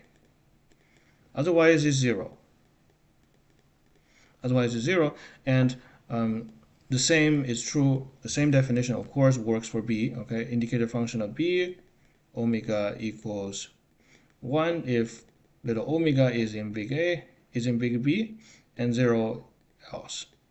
So what is the product of the two indicators? IA times IB. And which chapter of Castellan-Berger? Okay, good question. Sorry about that. I thought it should be well, obvious, but it's the chapter with the sufficient statistic in it. Okay, chapter 6, principle of data reduction. Okay, I used 6.2.5. This is chapter 6. Chapter 6. Sorry about that. Okay. 1A times 1B is what? That's the indicator of A intersect B. Think about that. in order for the left-hand side to be 1, A and B both need to be true. That is to say, omega needs to be A intersect B.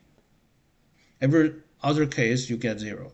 So, and this easily generalized to arbitrary, or not arbitrary, but finitely many number of sets. So, from this, you have the indicator of event I1 times all the way to indicator AN equals the indicator for the joint event. So A1 intersect all the way to intersect AN. Okay, so there's that. So we can rewrite this. This is a product, right? So we can rewrite this as the indicator of a joint event. Let's write that. So this is the indicator of the joint event. So basically all those events need to be true. So for all I from 1 to n, theta less than xi less than theta plus 1. So there's that. And now we can rewrite this. Okay, let's rewrite this because this is a likelihood function, right? This is a likelihood function. We want to think of this as a function of theta. This is a likelihood, by the way, L theta given x. So we wish to treat this as a function of theta.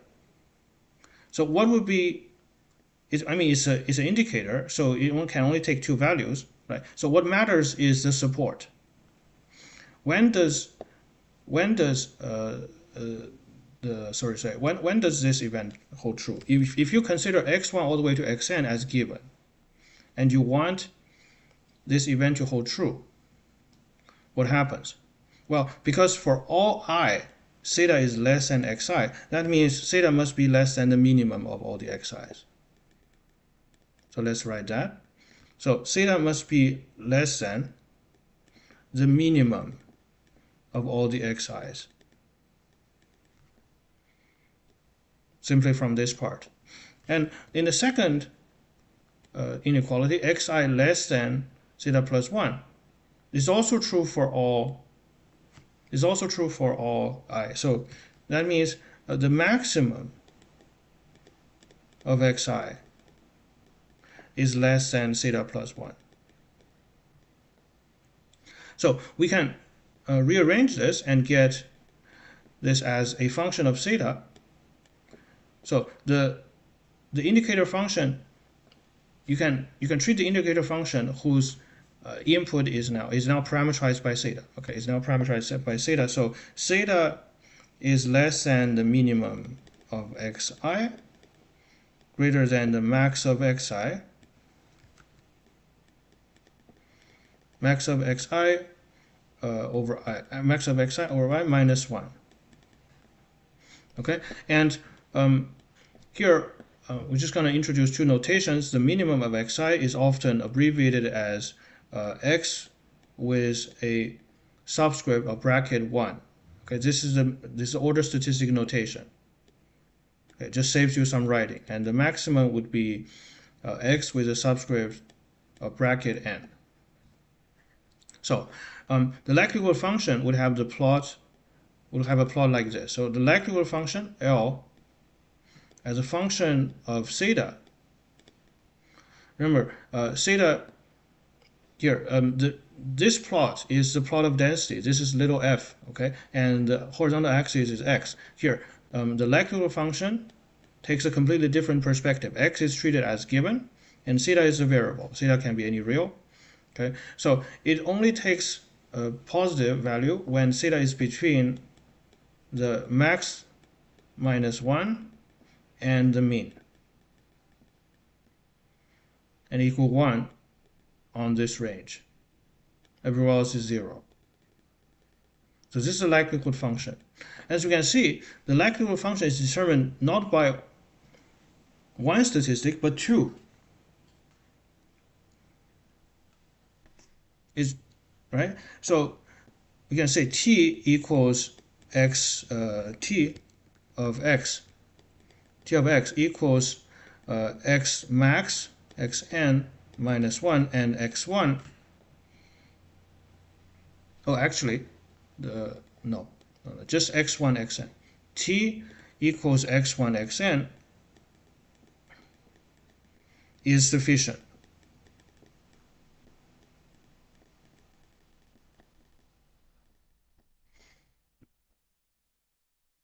Right? Yeah, this is sufficient. This is sufficient for theta. And in fact, it's also minimal sufficient.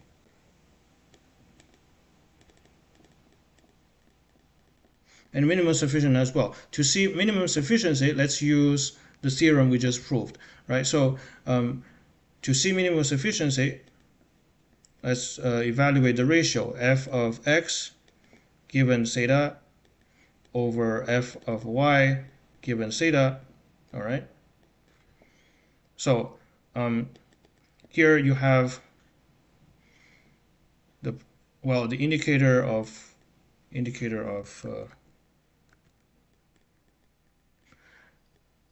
of x n minus 1 less than theta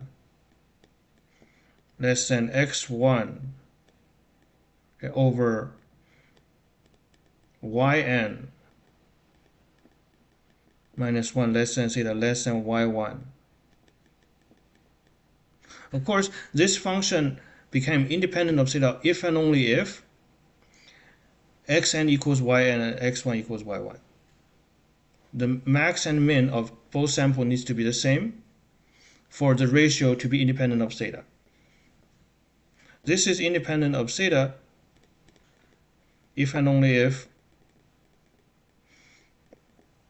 xn order statistic equals yn order statistic and x1 order statistic equal y1 order statistic. So it's minimal sufficiency by 6.2.13.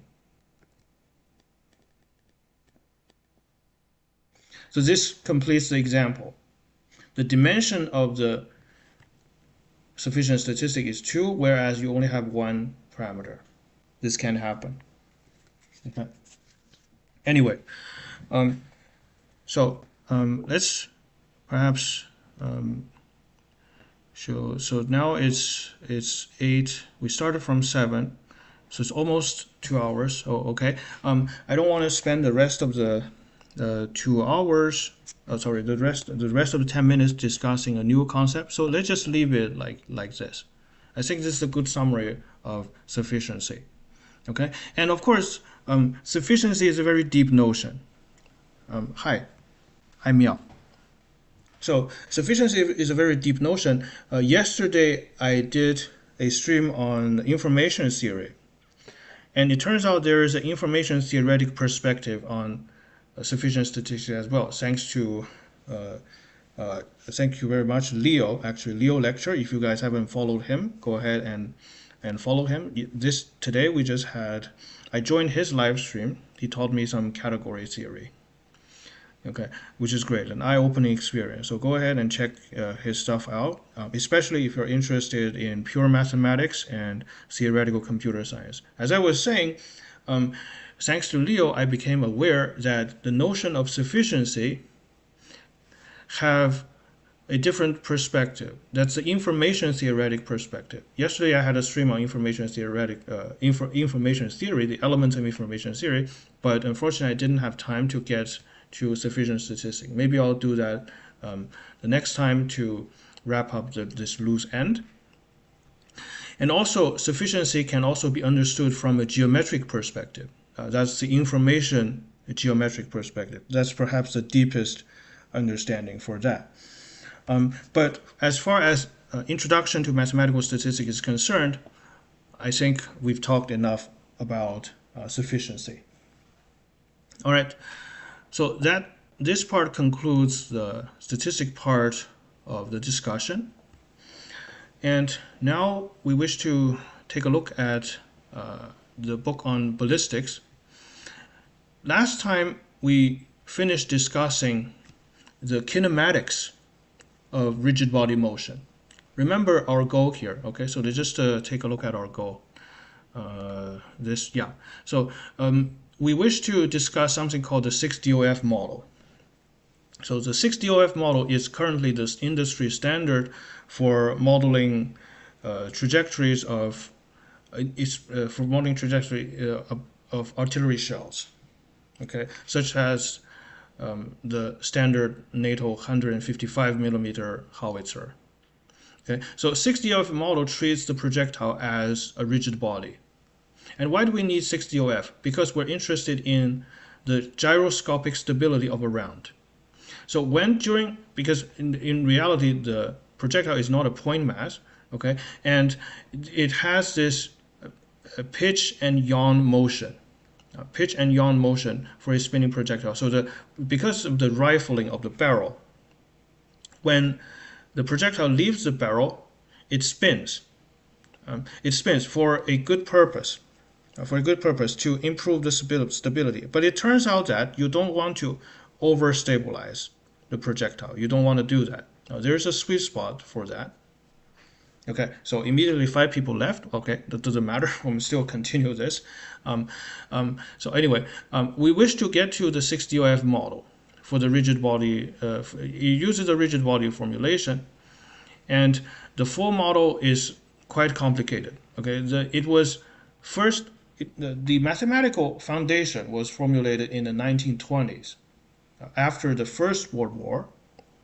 However, it wasn't became a technology until the Cold War, because of it requires extensive aerodynamic data. Okay, so the idea is we wish to model this sort of motion as shown in this picture here. And by the way, if you're interested in which book I'm using for this part, well, of course, I'm using McShane and Kelly. That's a classic. But these pictures are not taken from McShane and Kelly. Instead, it's taken from this book called Modern Exterior Ballistics by McShane, sorry, not McShane, but Robert McCoy. Actually, you know what? I will be using that book more often. McShane and Kelly is still mathematically fundamental, but because it has fewer pictures, it's mathematically fundamental, it has fewer pictures, so I will supplement that with some modern text. Robert McCoy, Modern Exterior Ballistics. So as I was saying, that this is used for modeling, for example, larger rounds, like artillery rounds, for flat firing projectiles, such as infantry weapons, as well as smaller caliber rounds, okay, as well as even tank shells. Point mass trajectory is a good model. So you can ignore the rotational stuff and still get good accuracy. It's possible. Okay, even for tank shell. Actually, you know what? Perhaps next time we will do the mathematics of a trajectory of a tank shell. Actually, that's surprisingly simple. Yeah, the trajectory of a modern main battle tank shell is actually surprisingly simple to model mathematically. And you can even actually derive analytic solution for that. You don't even need numerical solution. Okay, and to get good accuracy, actually. So, well, but we digressed. So this is what we wanted. But however, that being said, some smaller caliber weapons on aerial platforms, so it's like autocannons on fighter jets. On fighter jets. So because of the platform is moving, the trajectory is a little bit different. The flight trajectory is a little bit different compared to standard infantry weapon. You cannot always guarantee flat firing. Flat firing means the trajectory is almost flat, right? So that's what we're saying. Right? Due to the nature of the platform, you cannot always assume flat firing, and in those circumstances, the 6DOF model is required even for smaller caliber rounds. Okay, so this is just what we're going for. And for 6DOF model, we first need to understand the fundamental science, namely rigid body motion, as well as the aerodynamic forces that governs the flight of the projectile. okay, aerodynamic forces and moments, which is quite sophisticated actually. If there were no aerodynamic factor, exterior ballistic would be very simple. So there's that. We need to understand those two things. The fundamental science is still we're in that part. And after that, after the equations of motions are derived, there are two approaches to analyze its behavior. So basically, we wish to simulate this sort of trajectory. Okay, we wish to simulate not just the trajectory of the center of mass here. We also wish to trajectory of the plane normal to the trajectory. That is the pitch and yaw motions. So we wish also to analyze that. To do so, there are two main approaches: numerical solutions of the ODEs, as well as analytic approximation, which relies on so-called linearization. And linearization is done by assuming the pitch and yaw angle here is small. So this is you see this is the flight path, right? The flight path, the trajectory is traced out by the center of mass of the projectile, and this line right here is the axis of symmetry of the round. The axis of symmetry rotates with respect to, I mean, not an actual rotation, but moves periodically. Moves periodically relative to the flight path, and the trajectory is actually quite complicated. It's not a circle. It's not a circle. So it's kind of like a spinning gyroscope. This motion, the pitch and yaw motion, is like a spinning gyroscope or a spinning top. Okay, and we can actually make analytic progress using linearization. Once again, a very important technique across applied mathematics. For nonlinear system, linearization is typically where the most of the analytic progress can be made. Okay, so this is our main goal here. And last time we finished discussing the kinematics. The kinematics that about rigid body motion. The kinematics only has to do with the motion itself. There's no dynamics going on. So to analyze the dynamics, you need to consider things like forces. Okay, now we're not considering specific forces, but rather the equation of motion in general. So suppose you have given the exterior, the external and internal forces, what would be, say, the equivalence of the Newton's second law for the rigid body? It turns out it turns out to be a system of nonlinear ODEs called the Euler's equations. All right, so let me actually, you know what? No, not this one, but hold on a second.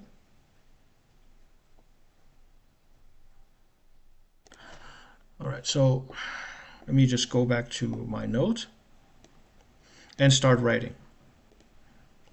So there you go. So this is what we're trying to do. Just the fundamental Newtonian mechanics. If you find the physics too easy for you, I will quote McShane and Kelly. McShane and Kelly said the mathematicians might find the chapter 1 of the math in chapter 1 to be too trivial, and physicists might find the physics in chapter 1 too trivial. Let's tolerate each other's ignorance. And besides, classical mechanics is a beautiful subject. Right? So let's get into it. So, ballistics.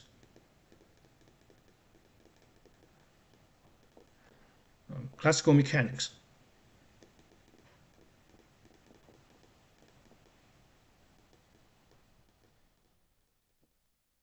So our goal is to develop Euler's equation.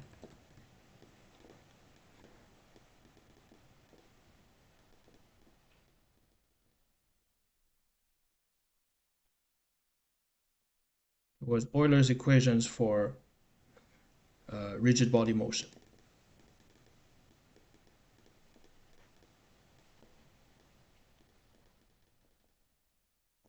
All right. Okay. If you guys have any suggestions, please let me know in the in the stream. Okay, in chat. Okay, so let's discuss momentum and angular momentum.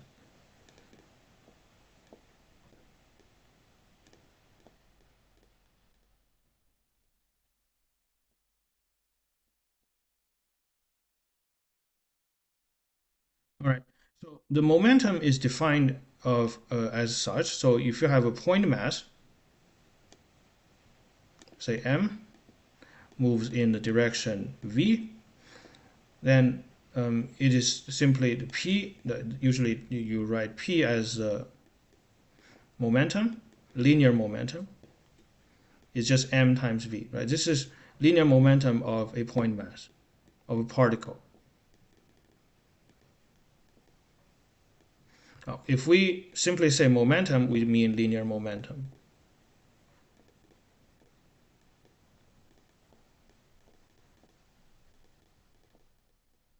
All right.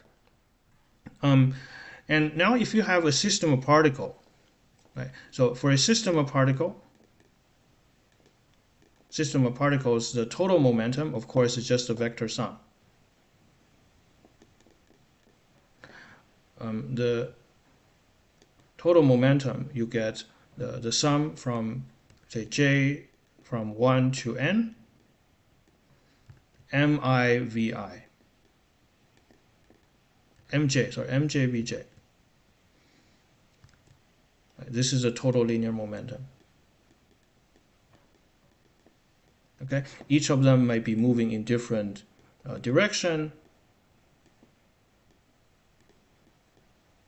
m1 v1, m2 v2, and so on. This is, let's say this is mj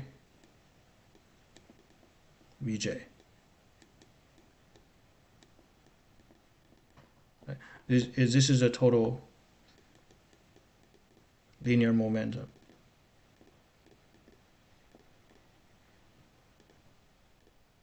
Okay, cool.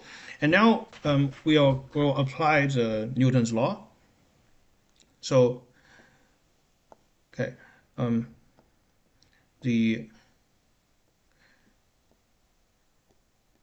so this is, let's call it, give this a name. Still p. There's no ambiguity here. So dp vector over dt. Right, this is just the sum of j from 1 to n, assuming constant mass. All right, assuming constant mass. There's no rocket proportion here. Okay, mass is constant. dmj times mj times dvj over dt. So what's that? So this is, according to Newton's law, this is just each term in the summation is the force, is the force experienced, by the particle j. So j from 1 to n, f of j. And this is the total force. Let's just write that as F. And by the Newton's, third law, for every action there's an equal and opposite reaction. You only need to sum over all the external forces. Let's write it this way. So F of superscript E stands for external forces, total external forces. Internal forces don't matter, because internal forces cancels out.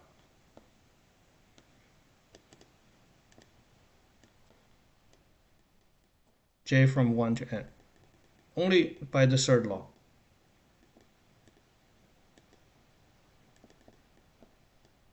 Okay, so this is true for any system of particle, not just for rigid body. So rigid body is a particular kind of system of particles in which the relative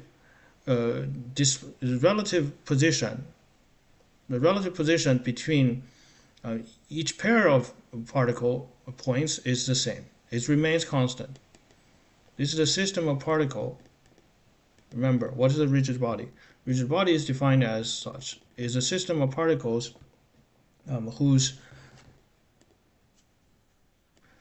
pairwise relative distance remains constant. There's no deformation.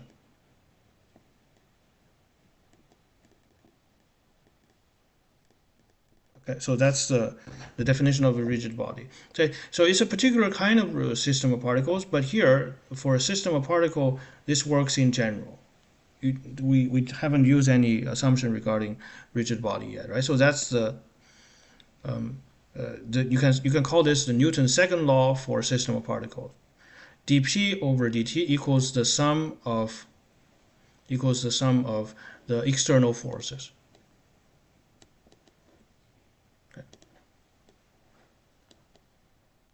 Okay. By the third law.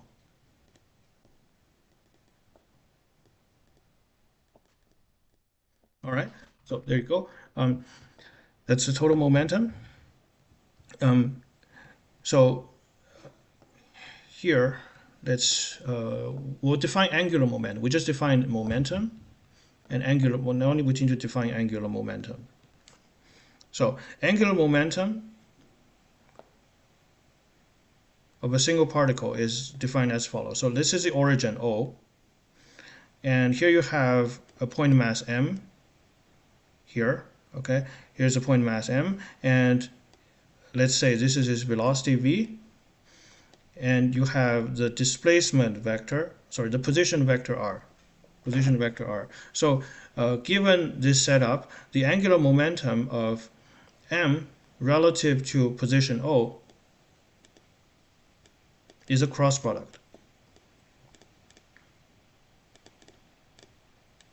Angular momentum, here this is just r cross mv.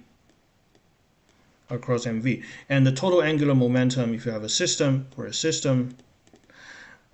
let's call the angular momentum big H.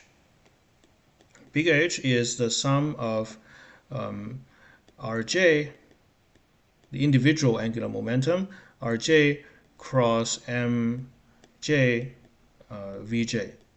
Okay, so angular momentum is the position or the radial vector cross the linear momentum. Okay, so that's the first thing we wish to discuss, momentum and angular momentum. Second, we need to define torque, so-called torque or force moment. You see, the word moment is, of course, widely used in statistics, but it actually comes from mechanics, from classical mechanics. You might wonder why is it such a unusual terminology. Because it has to do with the origin of modern mathematical statistics.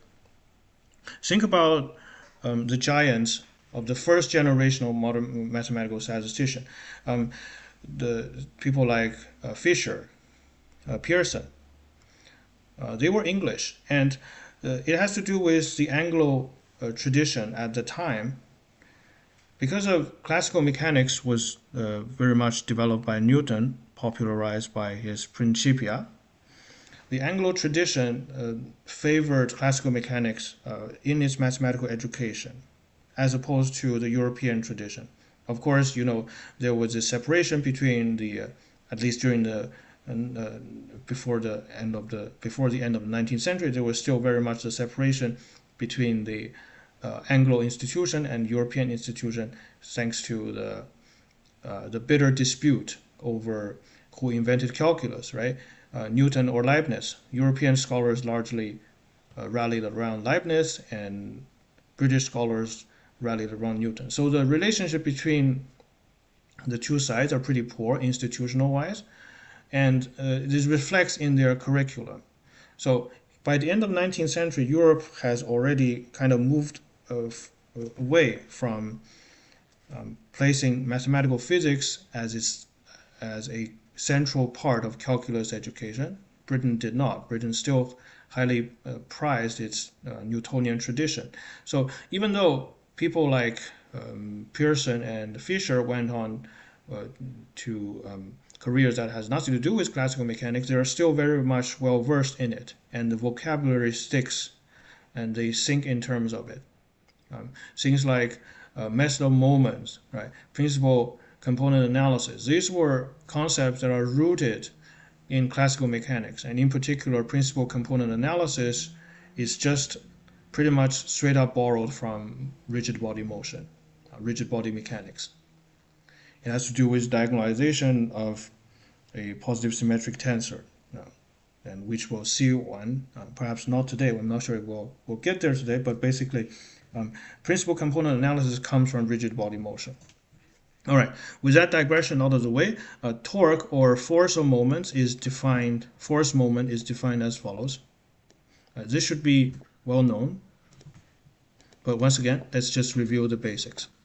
All right, so if you have a force, this is the force line. This is a force line F. Okay, this is a force line F, and here you have the origin O. You have the origin O, and let's be a little bit more careful here. So when you talk about a force vector F, when you talk about a force vector F, it really depends on your interest. Remember, in mathematics, vectors are so-called free vectors, meaning if two vectors are parallel, in mathematics, we treat them as the same vector. It's a horrible diagram, but you get the idea. If two vectors are parallel and have the same length in the same direction, we treat them as the same vector. They can consider equivalent. So, for example, this vector, if you just translate it by a fixed distance, they are considered the same vector. In physics, however, things are a little bit more subtle. So think about that. So we're interested in the quote-unquote rotational effect of this force F. And here you have the reference point O. So we're interested in the rotational effect produced by this force about the origin O. So how do we so what kind of force, so what kind of vector is this force? It is certainly not a free vector anymore. It's certainly not a free vector anymore, because if, let's say, if you draw a vector parallel to this one and is still through the origin, it will produce no rotational effect at all. Right? So imagine you're pulling the door. Okay, so you're pulling the door along the direction of its rotation of its surface. Okay, so this is a door, and you're just pulling the door in the direction that's parallel to the surface. This way, the door will simply not rotate. Right, and if you translate that force by a certain amount, then suddenly this will produce a rotational effect. So of course, this means you cannot arbitrarily choose the starting point. Right? You cannot arbitrarily choose the starting point of the force. It's not a free vector anymore. So instead, the force line has to be fixed. On that force line, you can choose your starting point whenever. Okay, when it comes to rotational effect, of course. Right? So the idea is you choose a force line, and the force vector can start from any point on that line. Okay, and by doing that, we can define the torque. So you pick an arbitrary point, as I said, on the force line, and then you can call that, this is the r vector, the radial vector. The radial vector cross F is the torque. So let F be a force acting in a given direction specified by a force line. in a given direction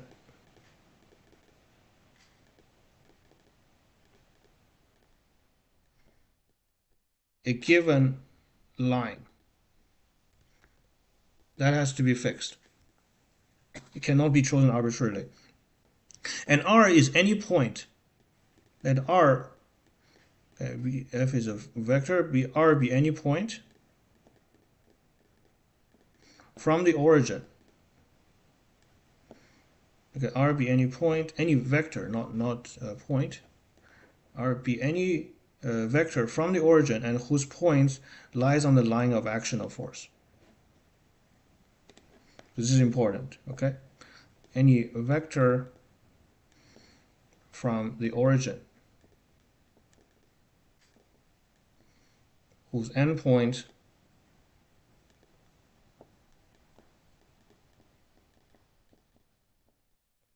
lies on the line of the action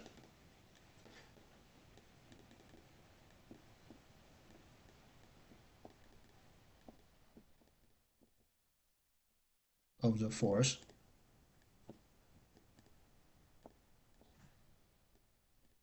Okay, this has to be fixed. All right, and so the force moment is defined as R cross F.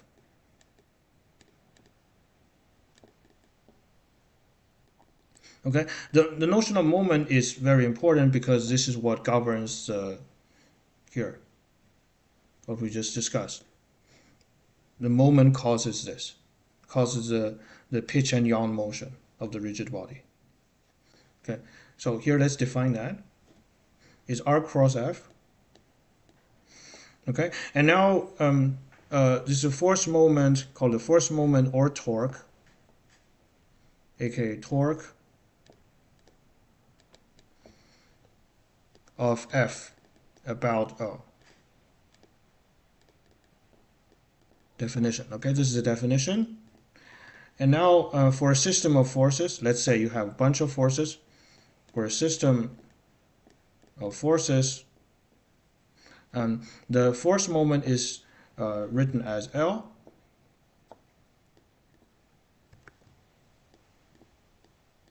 L is the sum of Rj cross Fj. Okay, J from 1 to n.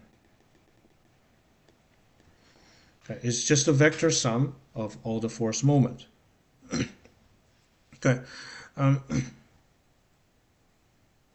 so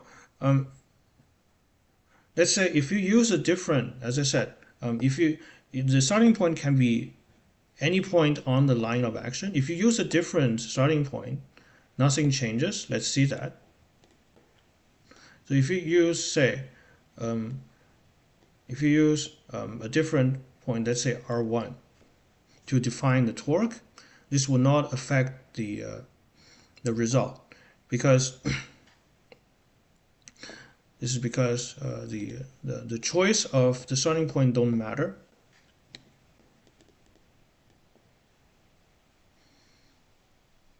So let's say if the definition of torque is independent of the choice of the radial vector, as long as its endpoint is on the line of action.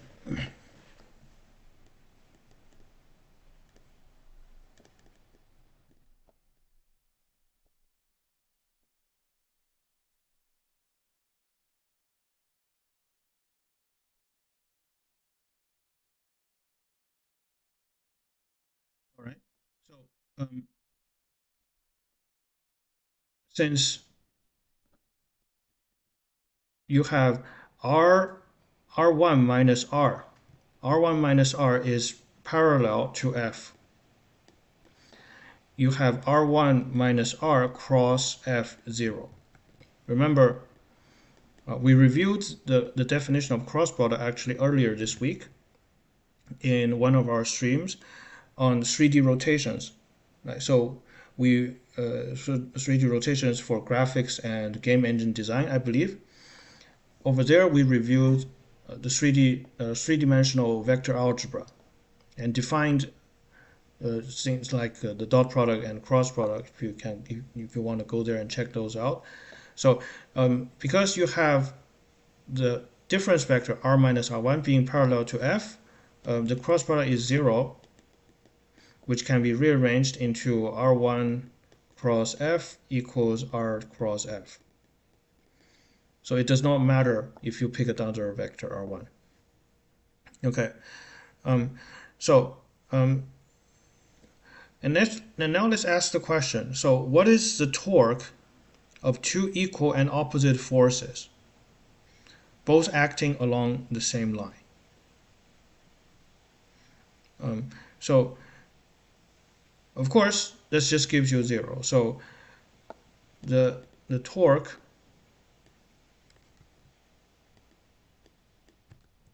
if you have let's this is the picture, so the full sentence is a bit long, but the idea is simple. So you have, let's say this is a line of action. So this is a line of action, and you have one force pointing this way, this is F, and another force pointing that way, this is F minus, minus F. Okay, minus F, and here you have origin O, say R1 and R2. Okay, if two forces are acting on the same line of action, and they have same strength and opposite direction, then the total force is 0.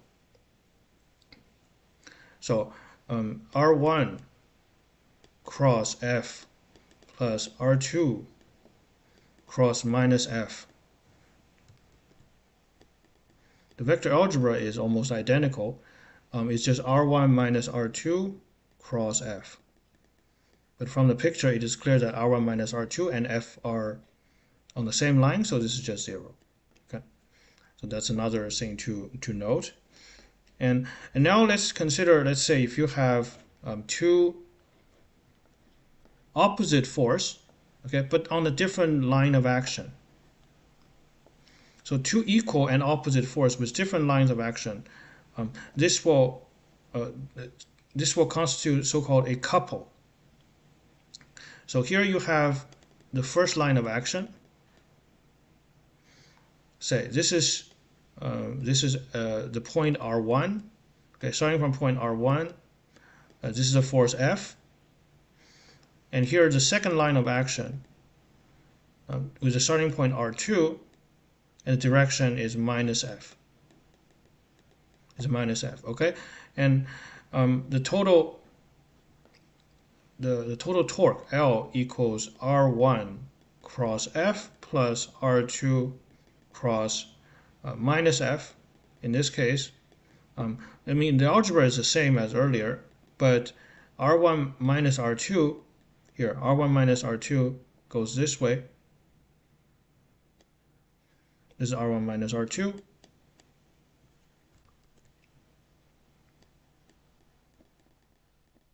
Is no longer parallel to F, right? So this way, this is non-zero. But you can see this is called a couple. So this is called actually this configuration is called a couple. Okay, L is angular, not angular, but the torque. Okay, the torque of the couple. The torque of the couple depends on F. Okay, it depends on F, and the cross product. Actually, let's think about what this cross product depends on. You can interpret this. You can interpret the cross product as the following. So first of all, the direction is determined by the right-hand rule, and the numerical value of this is the area. Is the area of the parallelogram. Let's draw that. The strength of L, due to the nature of the cross product, because it's the area is this parallelogram. So this is the area equals the magnitude of L. Area equals the magnitude L. So what does the area depend on? Well, you just need the height. Okay, it only depends on the size of F and the distance between the two the two lines of action. So this is therefore the moral of the story is the torque due to a couple depends on the strength of F, okay? Depend on the strength of F and the separation between the lines of action.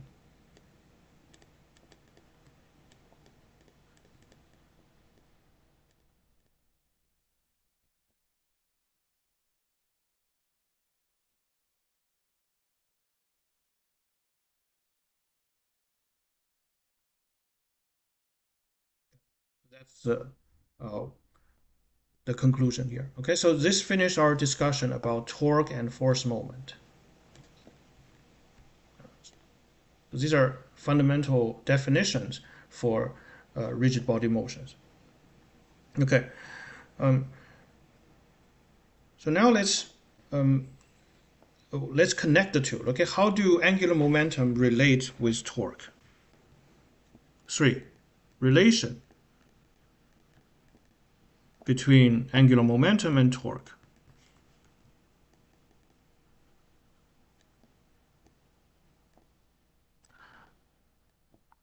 Actually, guys, on a side note, when I first started this channel, one of my very first videos are about classical mechanics. It always holds a special place in my heart.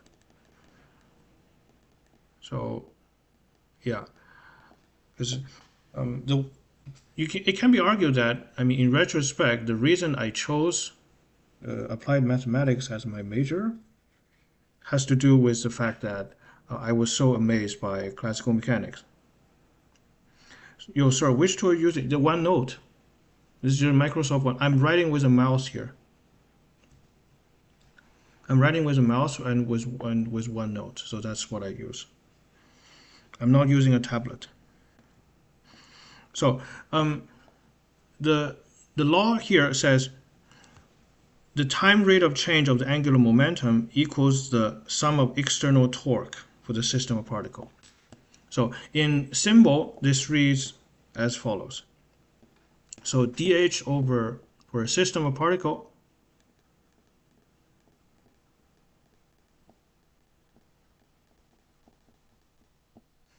dH, remember h is total angular momentum,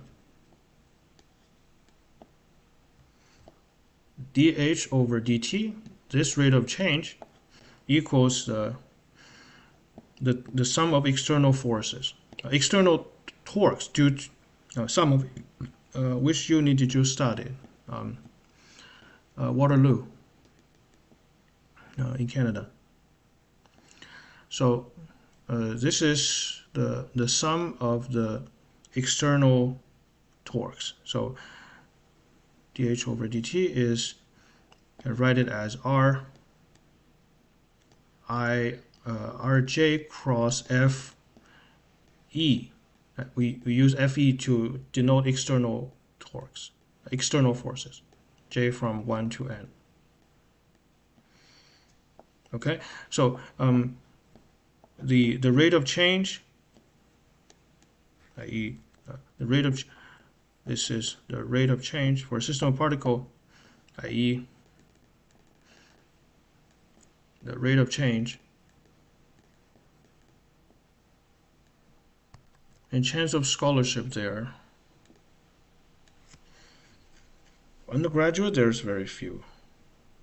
Undergraduate, there's very few. People in Canada typically, if you want to talk about financial support, you get your student loan from the government. University provides scholarships mostly for graduate students. For undergraduates, there are a few, but it's nothing compared to tuition. I mean, I don't want to talk too much about university administration. This is not the purpose of the channel. Okay, um, the rate of change of angular momentum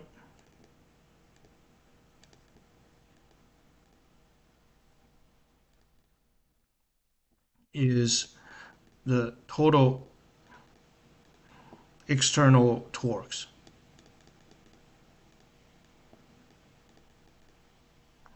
Okay, so let's try to prove it. Proof. Why don't we just call it the theorem? Because that sounds pretty cool, right? So let's prove it. Starting from the fundamental principle, what is H, right? What is the total force and whatnot? So here you go. So H by definition is the sum. Yeah, I'll probably skip vector signs a lot of the time, so there shouldn't be any ambiguity there, unless you're talking about the magnitude, in which case I would use double bar notation. Right? So the sum over J, Rj cross Mj Vj, right? This is the total angular momentum, and Vj can be written as drj over dt. This is the definition of velocity.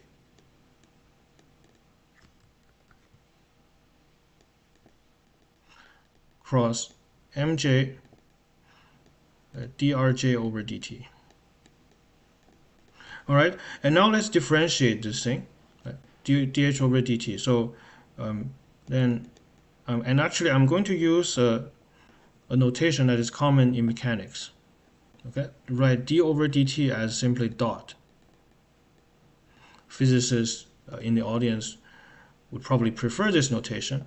Actually, let's use that here. Let's just mj times rj dot.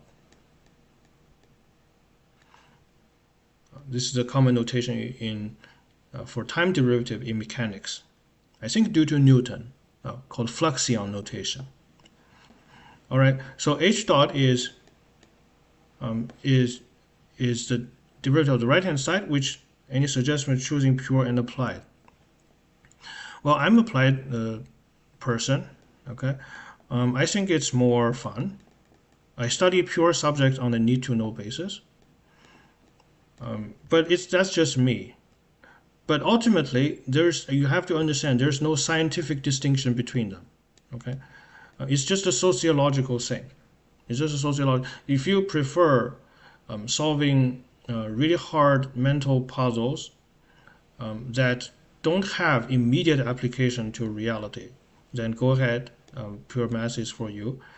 For pure math, you need to do a lot of proofs. You need to do a lot of proofs.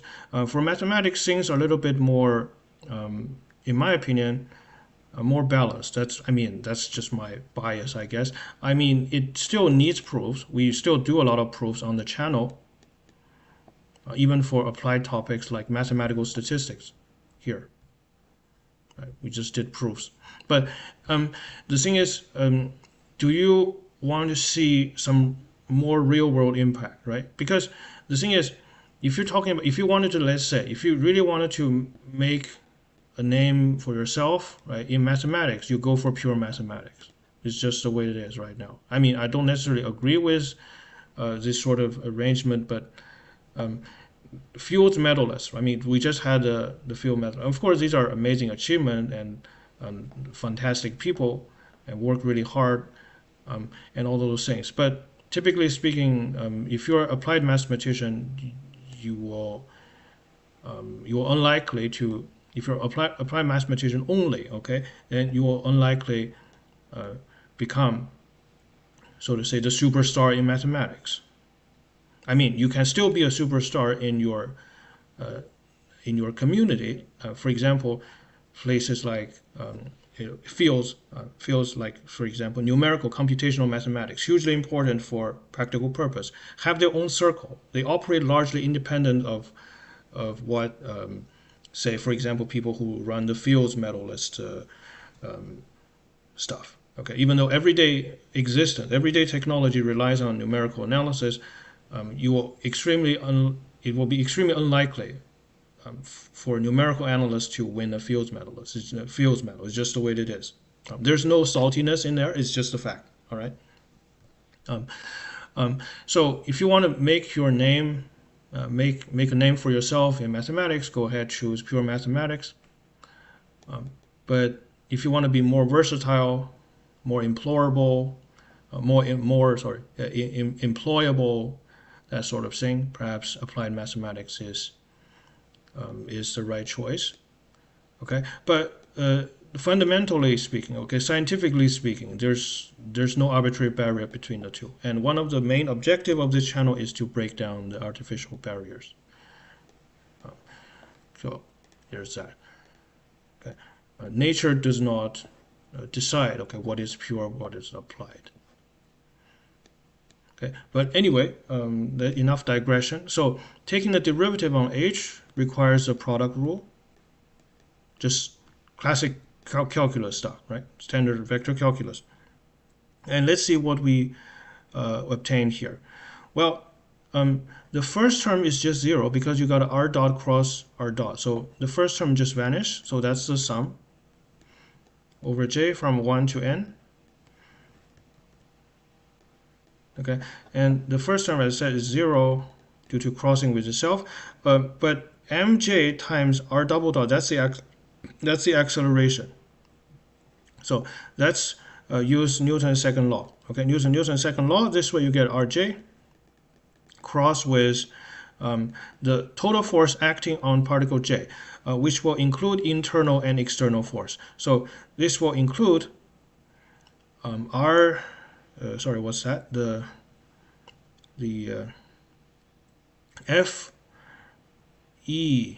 Fej, and then plus Fij,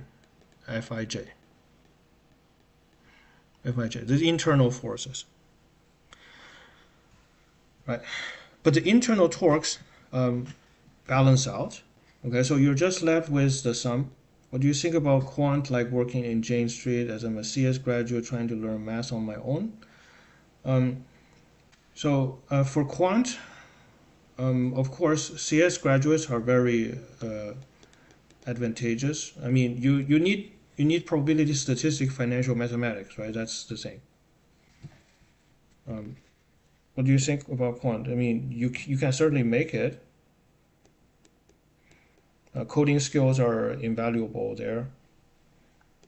So yeah, and if you need some math for financial mathematics, I'm not a quant, but I do know a little bit about financial mathematics, if I do say so myself. And we can have more financial mathematics live streams on the channel, just like what we're doing here. We already had one earlier, but I mean that's just one, and that's like the very first introduction to that. But of course, we can do more of that later. So yeah, you need to know things. I mean, of course, depend on specialization. And once again, I'm not a professional, so take what I say with a grain of salt. If you want professional advice, perhaps, I mean, you can, of course, I mean, I'm just one man, right? Go to my Discord channel and ask others. That'll be more informative that way. Okay. Yeah, so, but bare minimum, okay, it doesn't matter what area of math you want to go to, doesn't matter like what end you want, right? Things like linear algebra, multivariable calculus, statistics and probability is always useful. So even to this day, I relearn linear algebra. So, and still I learn new things. So the fundamentals are always worth going back to. Okay, so there's that, and we call this L. You can call this L, the total external force. Let's call it L. Okay, there you go. So does this finish the proof? All right. So, and now we wish to discuss something called moment of momentum. A moment of momentum. This is similar to angular momentum.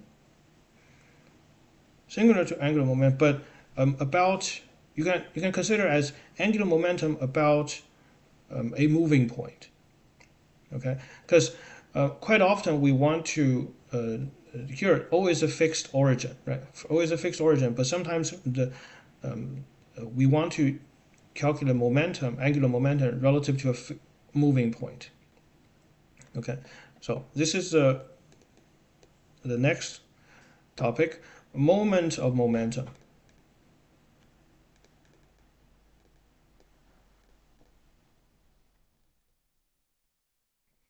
Okay, so the idea is we want to choose a moving point, say Q.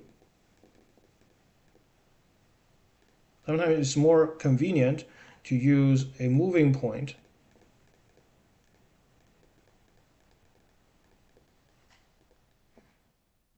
What do you suggest topic like multivariable calculus, any other things? What do you suggest? Well, so there's first of all, there's tons of online resources for that. I guess the number one source you can go to is MIT OpenCourseWare. If you don't know that already, MIT OCW, fantastic resource. And let's say you want to work like quant, so you're probably more interested on the applied side of things, right? Right. So you can check out their calculus courses and linear algebra ones. But I do they are more like universal. But because of my own personal background, I have a few things to recommend. So yeah, by the way, this is MIT OCW. I was just using it for this afternoon's live stream. MIT OCW. So go check out, for example, linear algebra, Gilbert string, probably, yeah. Gilbert string. This is perhaps the most popular linear algebra module in the world, right? And go ahead, for example, multivariable calculus. I assume you already know single variable calculus. Okay, I already assume, but of course, there's no shame to revisit the stuff. Okay, there's so many different versions of multivariable calculus. I think many of them have video lectures. This one, Professor Herbert Gross, RIP, rest in peace. So he has video lectures. But of course, there's also sources of exercises. So, so this is pretty much the linear algebra course I took in the university, linear algebra 1 and 2. I'll put it in the chat. I do that all the time. So, because this is a highly popular request, linear algebra 1 and 2. These are the fundamentals. And I post quizzes on the fundamental subjects every day, okay? And even though I don't tend to make videos about them or do live stream about them, I can, but it's just right now there's a lot of viewer requests. I just didn't have time to cover these. But that doesn't mean they're quote unquote too easy or not worth revisiting. These are absolutely fundamental, okay? And also there's the website called Paul's Online Notes, which is also awesome. This one pretty much, as far as applied stuff is concerned, this has all the calculus you need to know, okay? And it has questions too. For example, if you go here, oh, this is differential equation, which is also important, okay? By the way, for financial stuff, differential equation is also important. So probability, I'm not quite sure, but basically here, if you go to this website, Paul's Online Notes, I will put it in chat. This is for calculus, okay? The Waterloo Open Math stuff is for linear algebra. So calculus 3, if you go to, say, practice problem, tons of exercises, partial derivatives, yeah, let me just take a look at the questions, yeah. So these are fairly quote-unquote computational exercises, but still important stuff. So yeah, go ahead and practice those. I don't know, like if you're a CS graduate student, you've probably already seen those stuff, right? Computer science degree usually requires taking linear algebra and calculus, that sort of thing. Perhaps you just want to review them, right? In which case, practice problem is perhaps the most useful. And probability and stat, well, there was this book by Evans. I mean, I didn't read it. We've been using this text for our live stream, as well as supplementary materials such as Casella and Berger. But this is a very solid first introduction, and it's very rigorous. Okay, without the more, so this is very rigorous as a first introduction is concerned. Okay, so starting from the very basics of probability, random variables, expectations, and get into statistical inference. Basically, that's mathematical statistics. And here are a few more chapters on mathematical statistics. I plan to cover chapter 6, 7, and 8 here. I plan to cover 6, 7, and 8, but it goes beyond that. It even covers more advanced topics like stochastic process, once again, hugely important for finance, in particular Brownian motion. We have a series on stochastic calculus going on. I should probably post a video soon, but anyway. So this is the book on probability and statistics, and there's a free link for that. There's a link, so there's a free copy for that. All right. Let me just find that link. Yeah, right here. So this is the link, probability and statistics. The book is free and has a solution manual. What else could you ask for, right?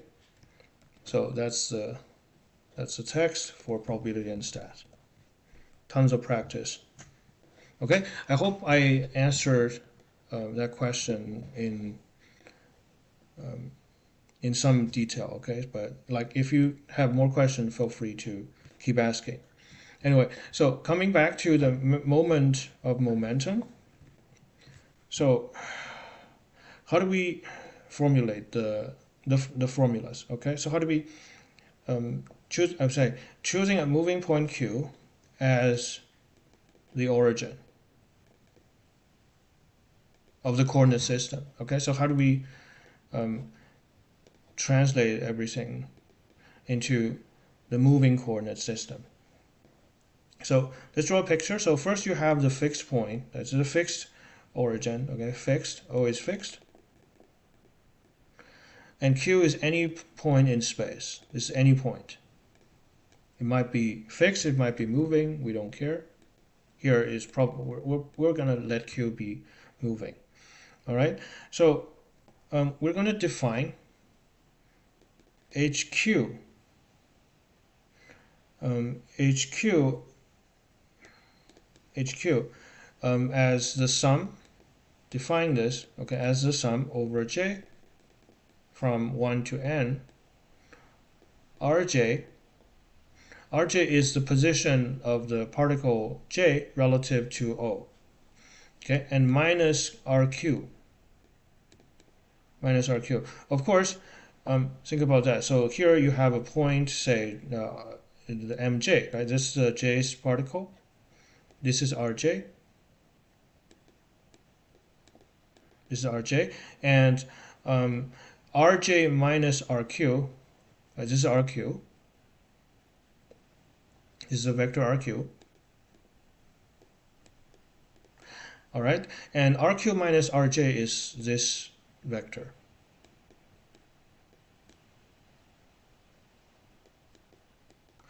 Thanks, sir. Try to get a tablet. It will be very easy to be back soon.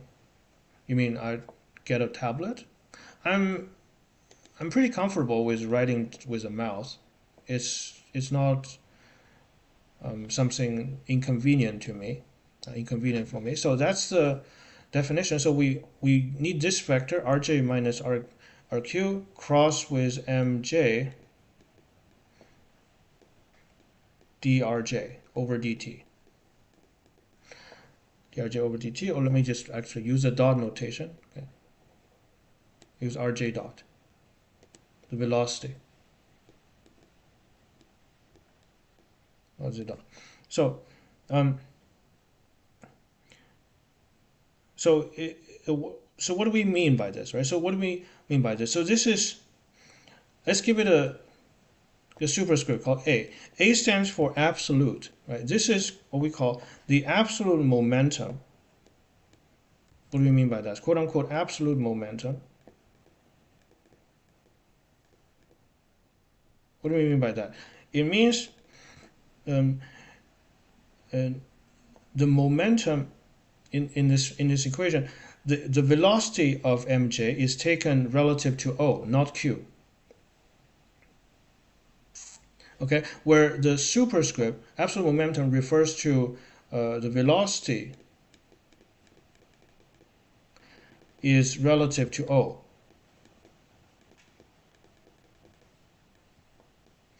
Because we're using Rj dot.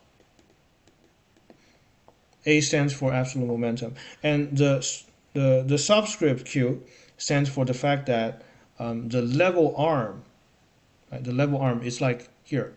The level arm for the angular momentum is taken from Q, is measured from Q. So this is the meaning of the subscript Q. All right. So this is what we call HAQ, so-called absolute momentum. And then we're going to differentiate this, taking d over dt on both sides. D over dt, this gives you h dot a q. H dot a q, and of course you need to use the product rule again. So this is the sum over j. Okay, I'll not write 1 to n because this is kind of implied. So you get rj dot minus rq dot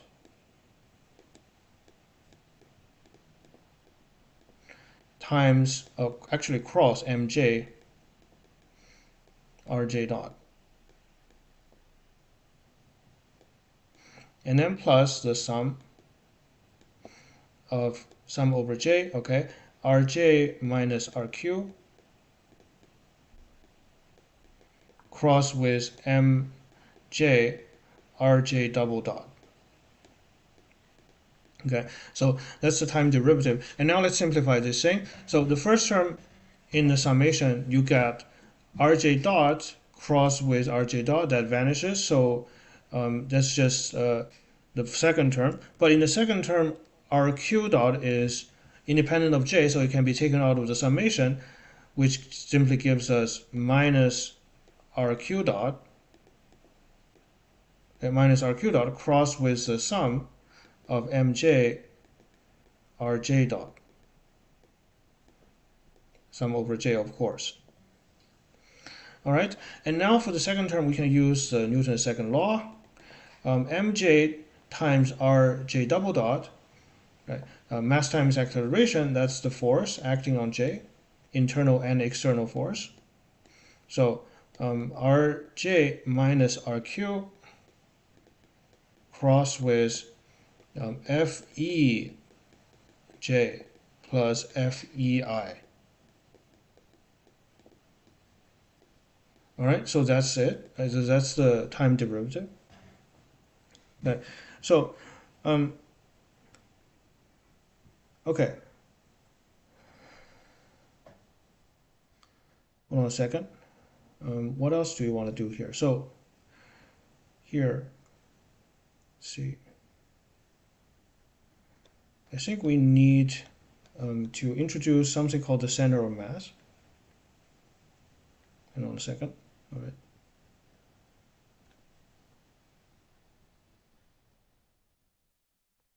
So let's introduce something called the center of mass. Let's leave this equation for now. Okay, let's introduce the center of mass.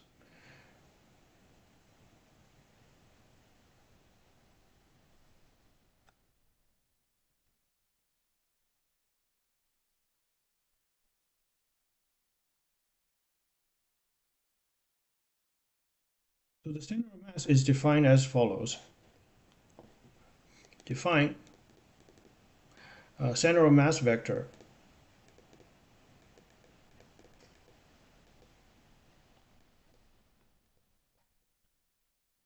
okay, usually use the acronym CM. So the center of mass vector is defined as follows. So we write RC RC sometimes is written as R bar. It's like an average, okay? It's like an average, aka the first moment. This is a sum over J, Mj, Rj over the sum of M, sum of Mj, okay? So that's the center of mass vector, because Rj is a vector. This results in a vector, and sometimes we write big M as the total mass. So it's 1 over big M. It's the weighted average. It's the weighted average of Rj according to the particle mass Mj.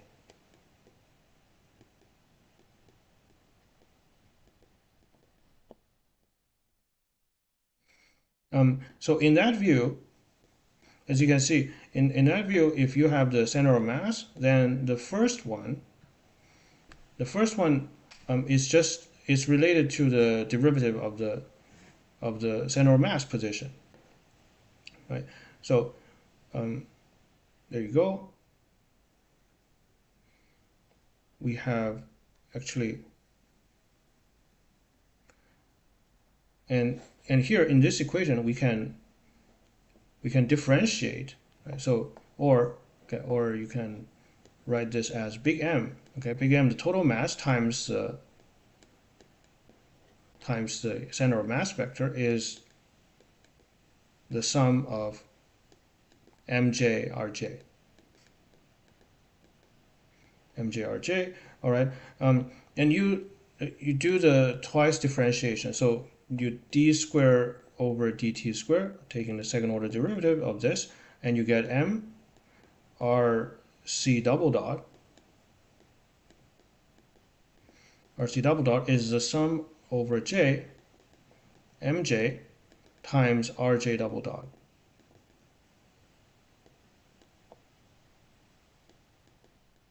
Actually, you know what? I'll do the first order differentiation as well. All right, so derivative differentiate twice, d over dt.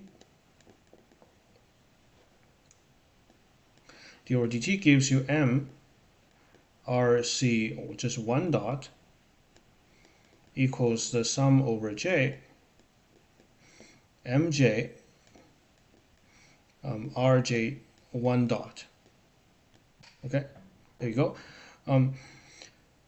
Okay, and the second equation can be related to the Newton's law, right? Because Mj double dot, Mj times Rj double dot, that's the force, right? That's the force. So here you have the sum over J, Mj. Once again, R double dot is actually, sorry, here, no, not R double dot, but Mj times Rj double dot is the force Fej plus Fij. All right, and the internal forces cancels as usual, sum over J, Fej. So you get this. This says, okay, this says the center of mass acceleration times the total mass equals the total force. Okay, so this equation says, let me just box this, okay? Let me just box this. So MRC double dot equals the sum over J of external forces.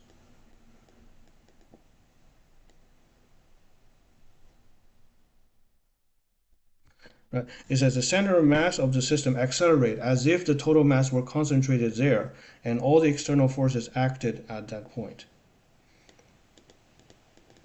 Right. It says Cm of the system accelerate as if the total mass were concentrated there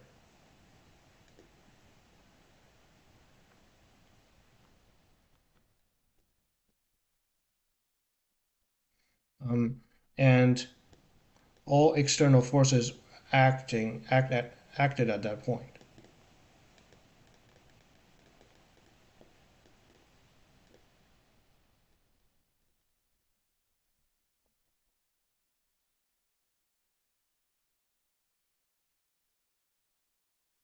Okay, so there's that. Um, okay, so now let's come back to this HA dot here. HA dot is what? HA dot, how can we simplify this further? Let's call this equation star, okay? Based on our previous definition, because you have since M R bar, or RC, it's the same thing, equals the sum of MJ. You know what, let's use RC, RCM, center. RC, MRC equals the sum of MJ, RJ, summing over J, right? And we also have this time derivative relation,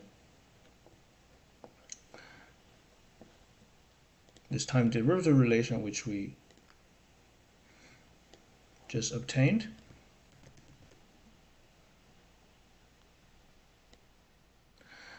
And the fact that the internal forces sum to 0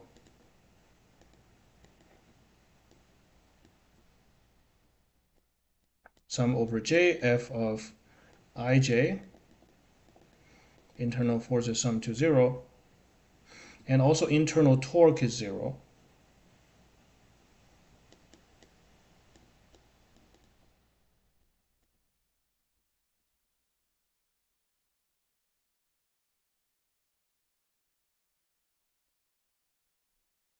From all of those things, this can be further simplified. We call this star, right? So the right-hand side of star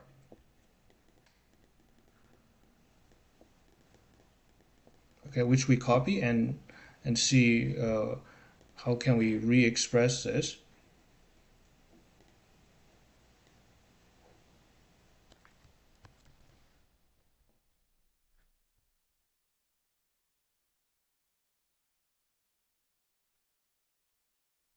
Okay. Here you can see the right-hand side.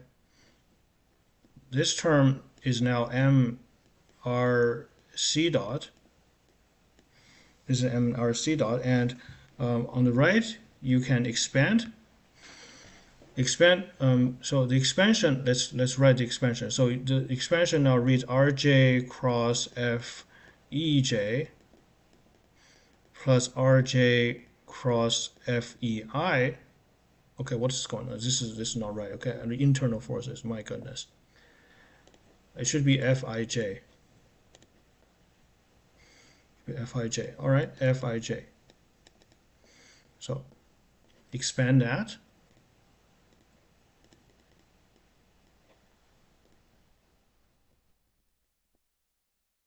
Fij. Okay, expand that and you get Rj cross Fij minus Rq cross Fej minus Rq cross Fij. Okay, so this is a sum we want to handle. Be careful not to mess up the order, okay? The cross product is not commutative, but I think we're doing good here, okay? So there's that, so erase that. This is now expanded. And let's see if there's any term that we can set to 0. I mean, not set to 0, can see if any term equals 0. So here, the first one, you can do nothing about. Rj cross the external force, so you can't do much about it. All right, so let's keep track of those. So the first one is minus here you have first Rq dot cross with M Rc dot. Okay, the first term you can do nothing about. just sum over j, rj, cross with fej. Okay, and what's the second? Hold on, can we do something about that?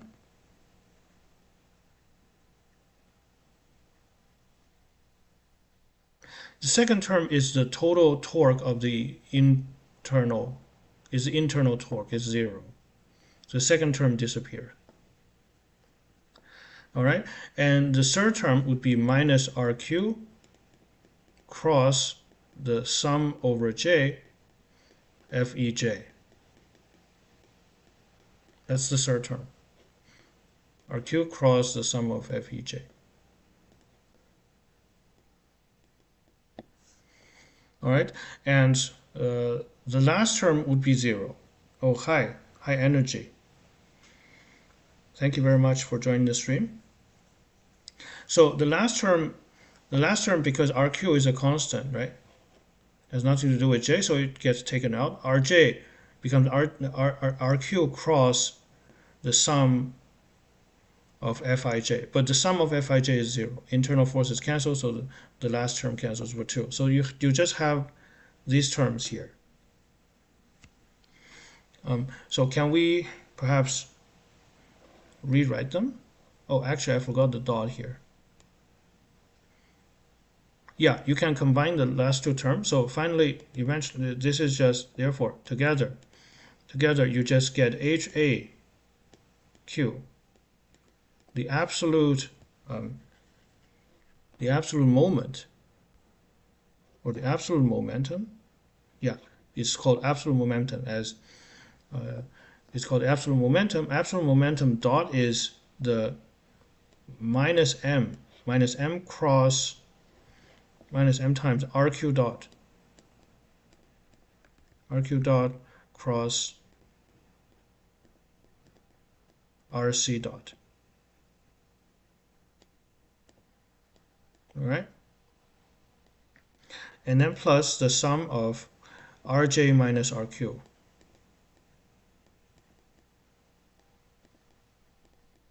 rj minus rq cross fej.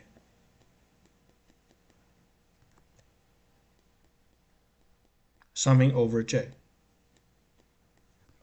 Remember, rj minus rq is this arm here, rj minus rq. So what is this? This is the torque about q. This is the total torque about q. So we can write this as L external, okay, the total external torque about the point q. Right? So this is an important relation.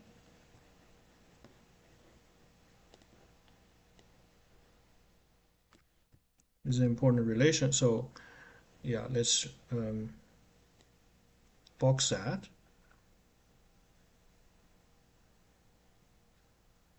All right, so let me just add in the diagram, there's another point, which is the center of mass. Okay, so this is the center of mass. So in this diagram, there's an extra point, center of mass. And this is the position of the center of mass, RC or R bar, same thing.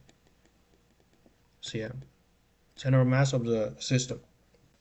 Okay, so we have this relation. And now let's think about the situations when this can be simplified. Okay, so Q is an arbitrary point. See, Q might be moving because here we have RQ dot there. We didn't consider Q as fixed. Okay, so now we can simplify this. Let's call this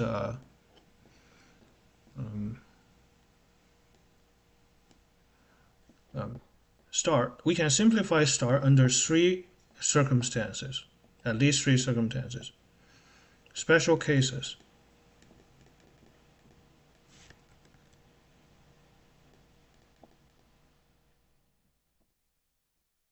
of star. All right, so 1, Q is at rest. So Q is at rest. So Q is at rest. This means Q dot is 0. So if Q dot is 0, the first term vanishes.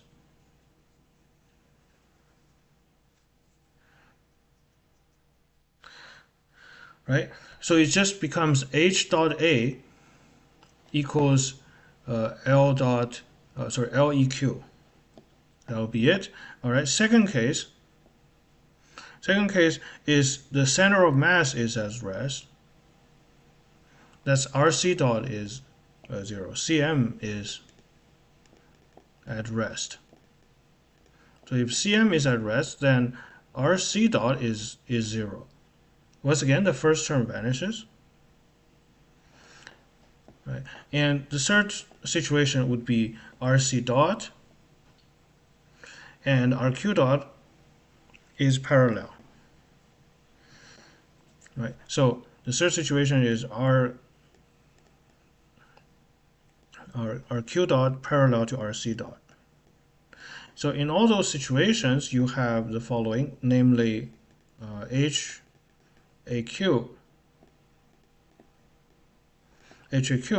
is simply LE of Q. Simply is LE of Q. So that's a special case. So that's also quite important. Let's call that double star.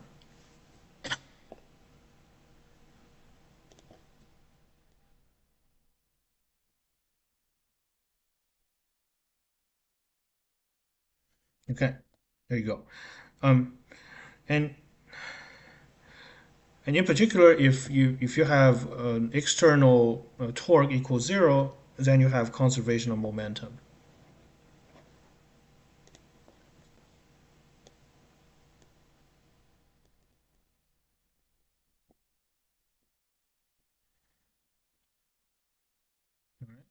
If the external torque is 0, you have HAQ equals constant, which is conservation of angular momentum.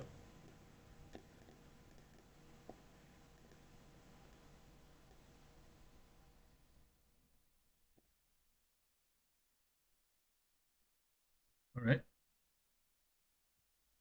Physics is fun, huh? I don't know about you guys. Do you guys enjoy the physics part or the mathematical statistics part more? For me, they're equally enjoyable, but I don't know about you guys. Let me know in the comment. And let me know if you guys want to see more physics. Actually, there was a request on the channel that people want to see some fluid dynamics, which is also pretty fun.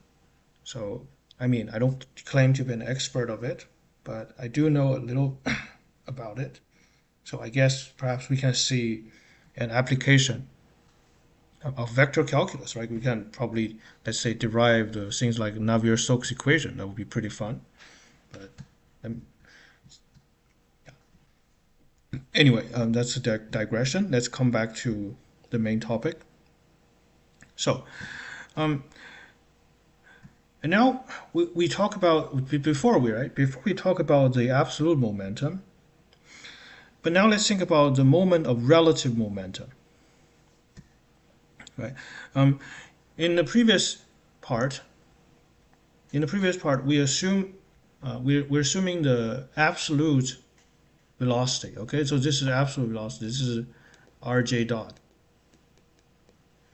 Okay, we're assuming that the RJ dots are known, and sometimes it's more convenient to calculate the velocity of each particle relative to Q. Okay, not relative to O. So let's do that. Same diagram. Okay, same diagram. So this is what's that? So here this is 4. Let's come back to 5. 5. Moment of relative momentum.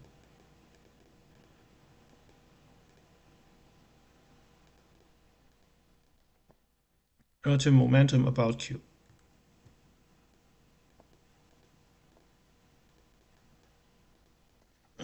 Okay, moment of relative momentum about Q. So sometimes it's more convenient to calculate the velocity of each particle relative to Q. So so you're interested in dr over dt. Let's actually use dot notation. rj dot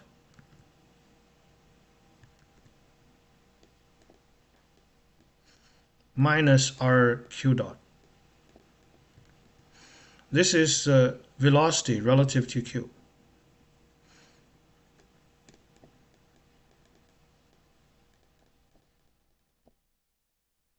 Velocity of the particle mj relative to q. Remember, the whole point is that q could be moving. So, and now we define relative momentum. Earlier we defined absolute momentum, right? So this is relative momentum, HRQ. HRQ is the sum of J, summing over J, okay? Ri minus RQ, the same arm. And then cross with Rj, cross with Mj, d over dt,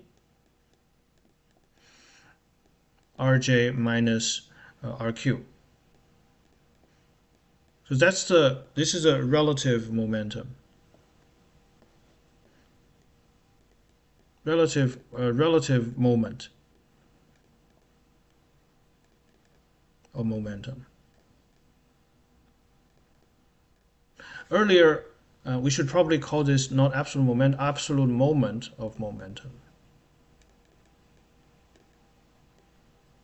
Okay, so this is relative moment of momentum. This is our new quantity, new definition. Okay, and then we do the same business, right? You differentiate. Right? Differentiate d over dt and see what that gives us. So differentiate, you get h dot rq sum over j ri dot minus rq dot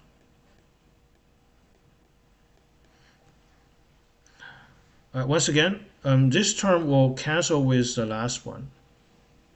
We'll cancel with the last one. So you just ignore that term, right? Differentiate, you just get ri minus rj times the second derivative term. Okay, so that's ri minus rq,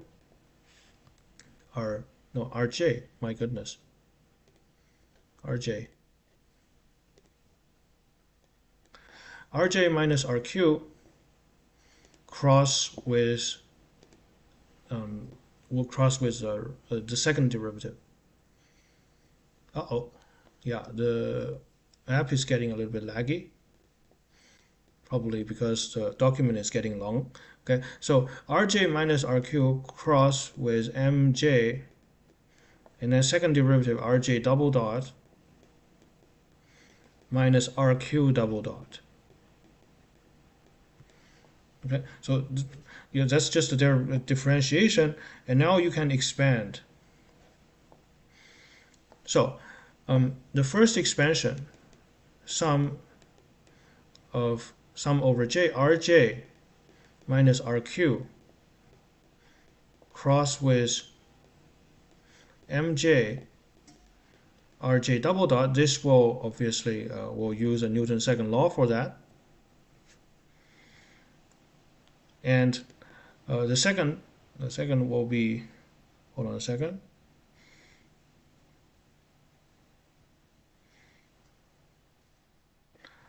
It will be minus, well, RQ is minus, hold on. Yeah, I'm saying is, I want to take out RQ to the front, right? So let me first write it, okay? It's just pure expansion. Summation over J, RJ minus RQ together cross with MJ, RQ double dot. There you go. Well, so we're going to do manipulation for each term. So first term, MJ, RJ double dot, you can use Newton's second law. We've been using that a bunch of times already. So Rj minus Rq cross with Fej plus Fij.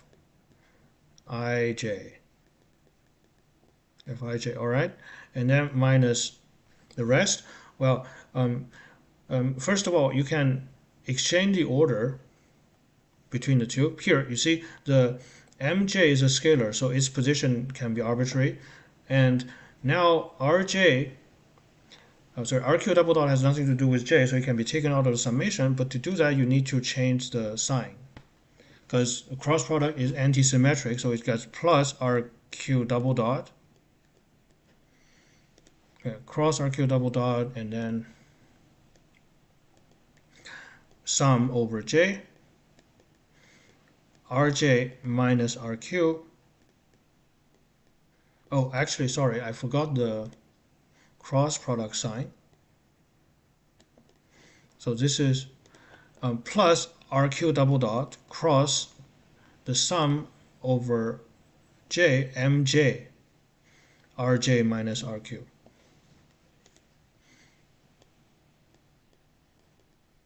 Okay, there you go. So there's that.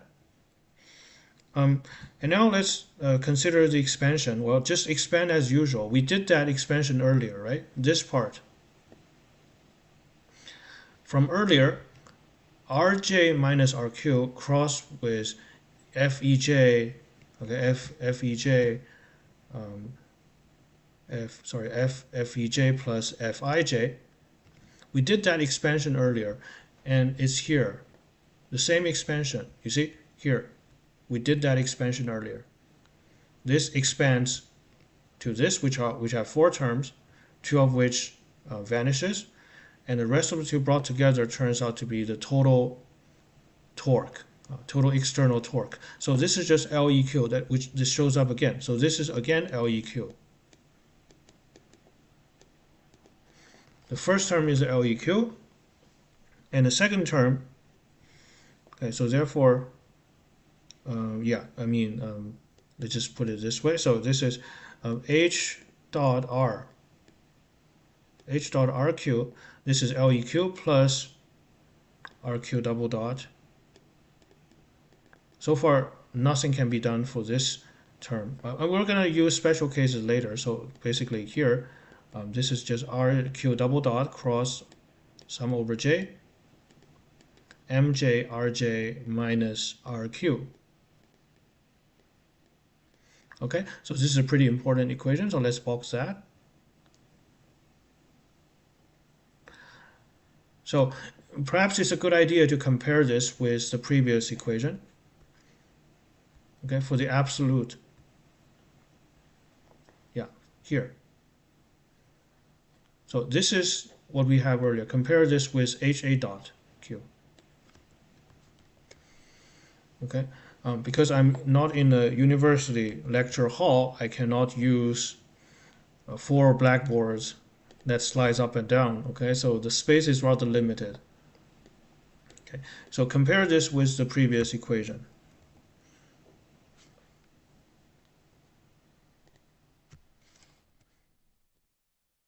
This is HA Q dot.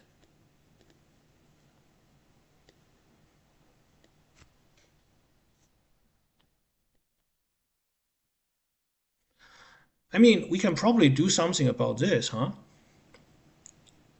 We can probably do something about this, but I just haven't chose to do so because clearly there's a sum of MJ RJ. That's a big M times RC there, right there. Okay. But anyway, let's just keep it that way. Compare this with the earlier equation. I'm just going to change that color to green. Okay. Compare this with the earlier.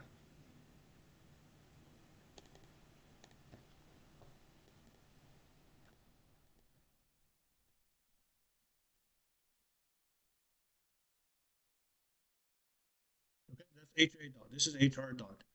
So, well, of course, we're still interested in when does HR dot equals LEQ? Well, you need the second term to be 0. When can that happen? There's a bunch of situations. You can pick R, hang on. This is what? Actually, you know what? I don't like this. Let me just do one more step of simplification. Sorry. because I really want to use the center of mass here.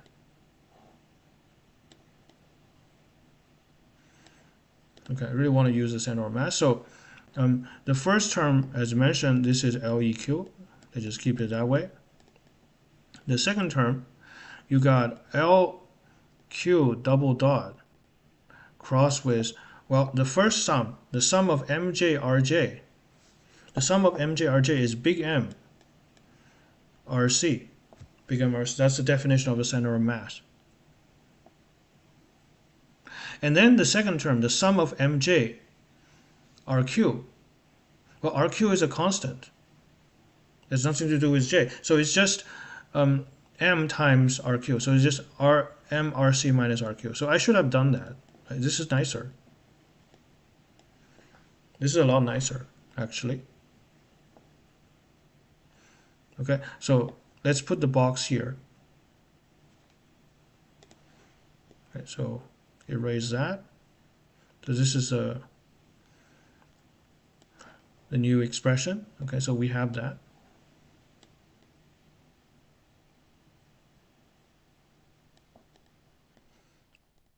And now, does this look similar, more similar to HA dot now? This is HR dot. So you both have the do you have the external torque term?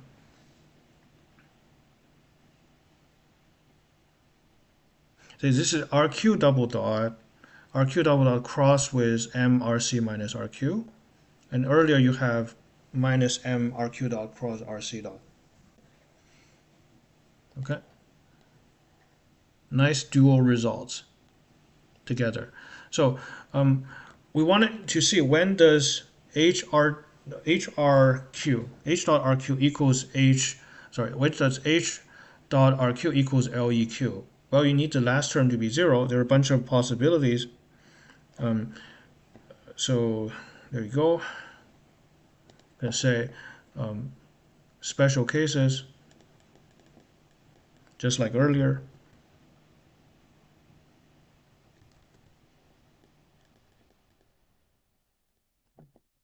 Special cases. So first case is RC equals RQ.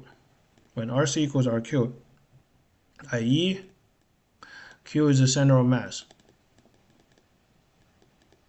So in the diagram, Q and the center of mass coincide. If that's the case, then you have HRQ dot equals LEQ. Okay, so there's that. The second, Q moves with constant velocity. If Q moves with constant velocity, right? So, namely, your moving reference frame is also inertial. If your moving reference frame is also inertial, then there's no extra torque term. So, Q double dot, RQ double dot is 0, i.e.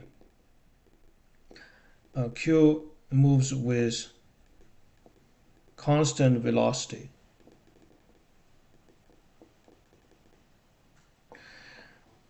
Right, that's how the first term vanished, and also second, and then lastly you have the acceleration of Q parallel to RC minus RQ. So in all those special cases, you have H dot RQ equals LEQ. So this is a situation with the relative momentum, relative moment of momentum. Okay, and it is clear that when the external torque is 0, you also have conservation of relative, when you have external force external torque equals 0, then you also have the conservation of relative moment as well. All right, so we'll not write that. Okay, this is very similar from the previous part. Okay, okay, hang on.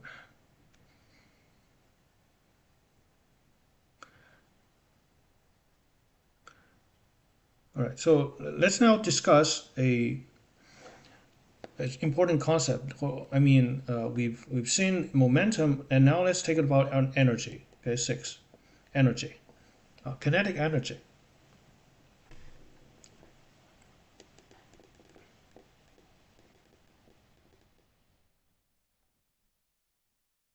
Kinetic energy. So kinetic energy in this part of the discussion will introduce something called, I mean, not yet. Okay, we're talking about system of particle. By the way, none of the things we've done so far has uses the assumption of rigid body. Okay, everything here works for so far. Okay, works for system of particles in general. Okay, and now let's talk about kinetic energy.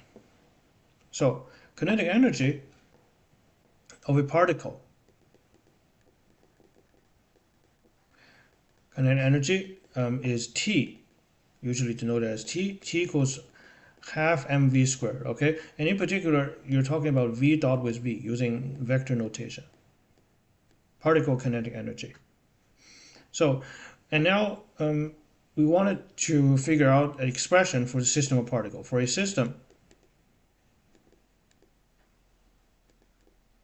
okay, for a system, you have the following. So let's draw the diagram. You have the origin O here. Center of mass is here. And the point Pj is here. Okay, let's just call it Mj. Okay, Mj is here. Rj. Rj, the velocity might be going this way. Say this is Rj dot. Okay, and the relative distance, relative displacement, this is from the center of mass would be Rj minus Rc. Okay, for a system, you have the total energy T equals the sum over J half mi mj vj squared, which is okay. I'm gonna abuse notation. Okay, I'm gonna abuse notation and simply write v dot v as v squared. Okay, even though this is a vector. So the abusing notation v dot v as v squared. Okay, and then the sum over j half mj times rj dot squared. Right, there's that. That's the system of that's the kinetic energy for the system of particle. And now we wanted to express this in terms of kinetic energy relative to the center of mass. So we want to do something like that. Okay, so from this diagram, since you have Rj equals Rc plus Rj minus Rc, so that differentiate, you get Rj dot equals Rc dot plus d over dt, relative distance Rj minus Rc, the derivative of the relative distance. Okay, so there you go.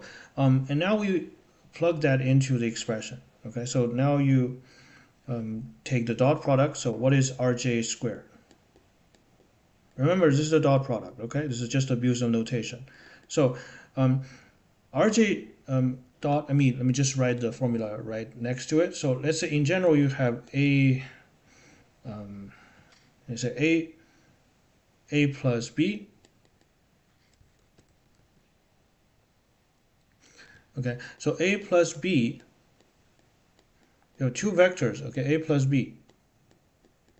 So this is a and this is b. Their sum is given by the parallelogram law. So a plus b length squared, if you just expand a plus b dot with a plus b, you get essentially what is the law of cosine in trigonometry. So that's just a length squared plus 2a dot b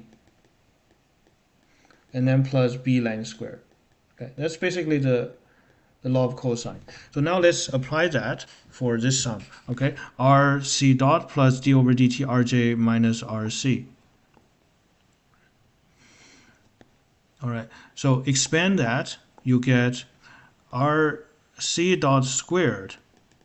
Okay, rc dot squared and then plus 2 times rc dot with d over dt rj minus rc. rj minus rc, and then plus the last term, which is d over dt rj minus rc quantity squared. Okay,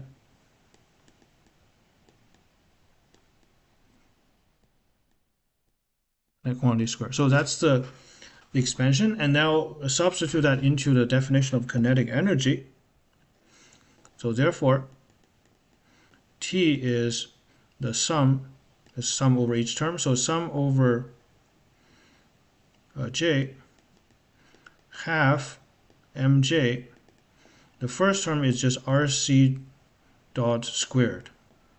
Okay, that's the first term. The second term is, well, notice that 2c is constant, so 2rc gets pulled out of the sum. Dot with the sum of half mj, summing over j, of course, d over dt rj minus rc. All right, cool. And lastly, you got the sum over j half mj. Okay, we're gonna do another 20 minutes and we'll call it a day. So half mj d over dt rj minus rc quantity squared.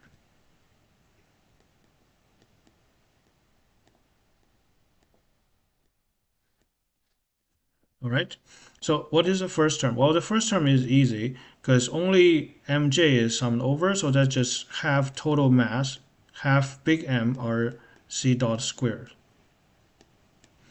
Okay, and the second term is what? The second term is, can we say something about that? The second term should be 0.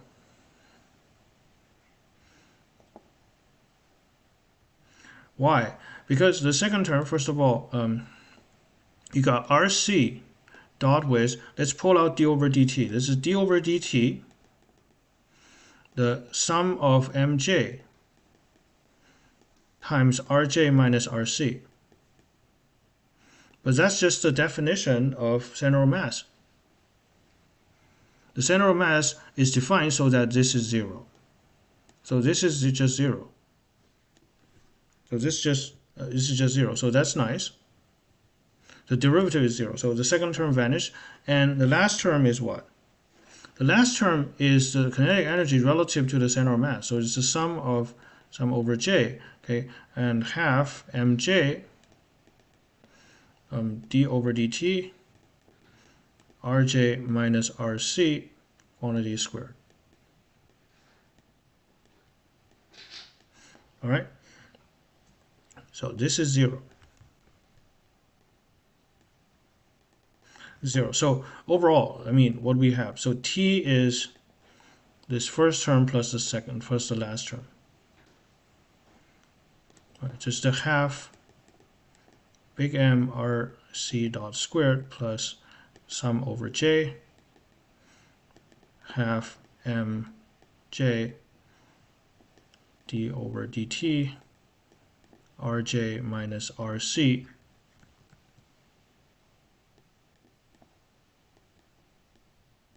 quantity squared.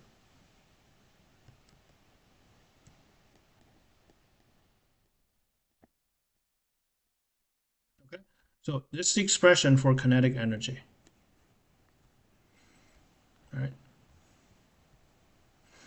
So what does it say? The total energy is the translational. You can think of it as the translational kinetic energy. It's proved that the kinetic energy of the system is equal to the kinetic energy of a particle having the total mass of the system and move with the center of mass plus the kinetic energy of the particles in their motion relative to the center of mass. Okay, so that's the first term. The first term is Ke of a particle with total mass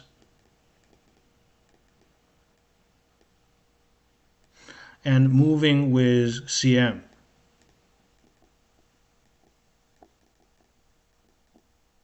Okay, and the second term is the kinetic energy of particles relative to cm. Of particles, okay, of system of particles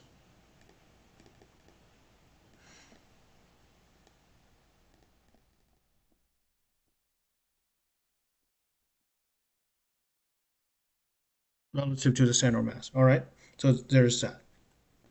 Okay, so okay, what else do we have here?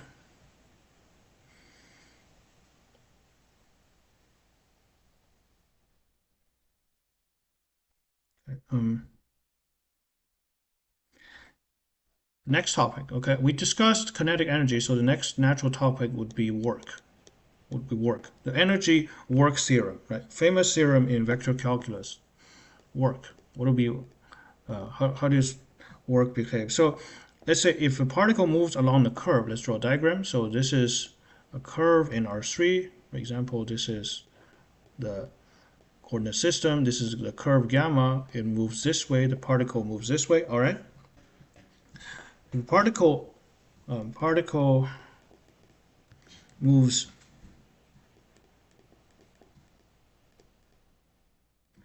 along a curve, say big gamma. Okay, big gamma with velocity v. Here it goes. Here's here velocity. Is the velocity is v, and it is subject to a force, say F, with velocity v, experience force F. Okay, and now we can evaluate the work, define work. So the work is a line integral. So W is the integral along gamma F dot with V dt. So F dot with V is called power. You guys might seen this. F dot V is power. So well, you can write V as what is going on here. So we're deriving the fundamental equations for the dynamics of system of particles, right? So when we're moving towards deriving the equation of motion for rigid body.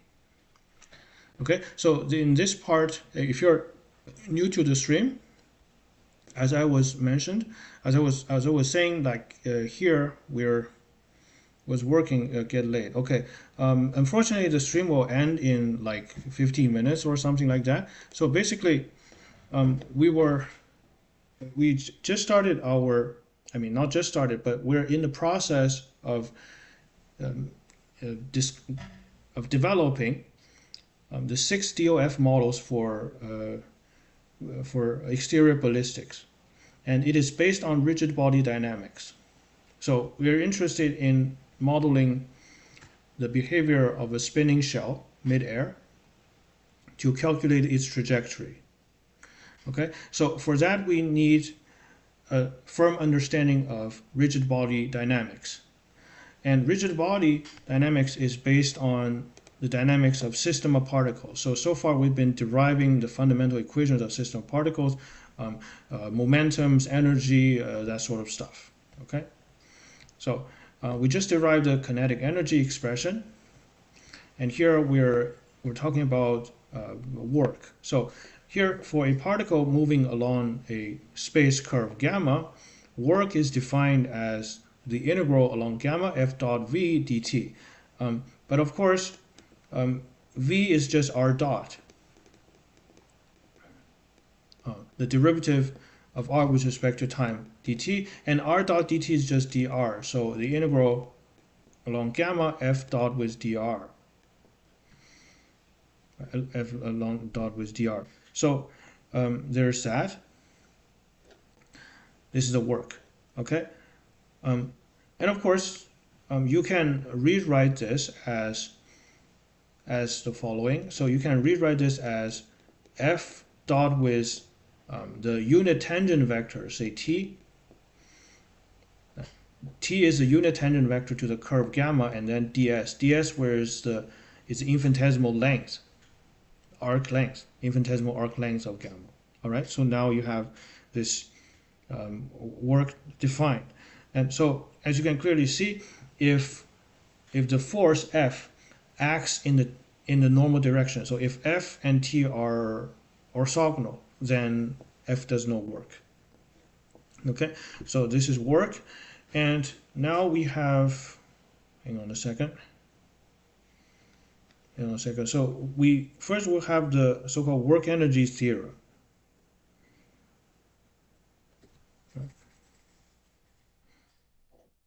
Work energy theorem. So we want the what's that? For a single particle, actually, for a single particle, how do we derive that? Well, for a single particle, F equals, use the Newton's second law, F equals mr double dot.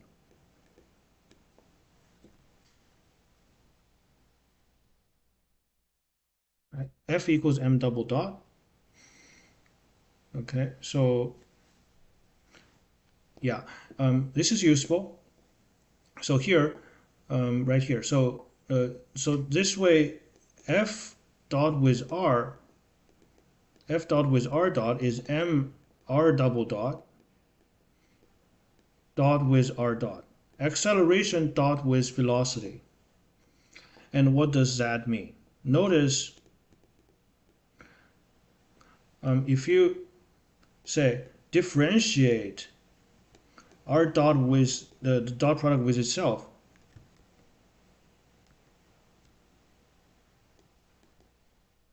if you differentiate the dot product of r dot with itself, then you get r dot with r double dot plus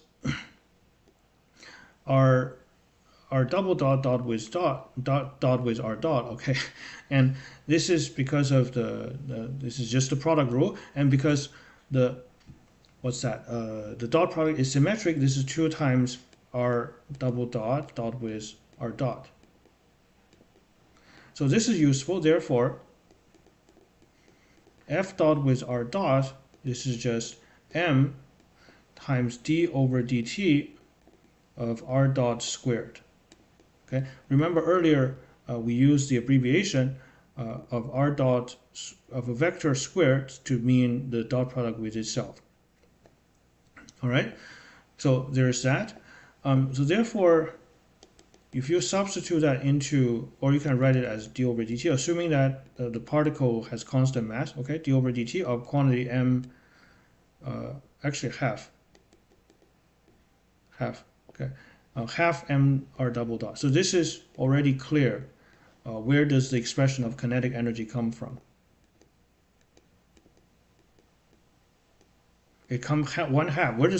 Where does 1/2 come from? Right? So 1/2, the factor 1/2 in kinetic energy comes from calculus. This is comes from the power rule. Comes from power rule. So where does it come from? So here you can see W equals the integral along gamma d over dt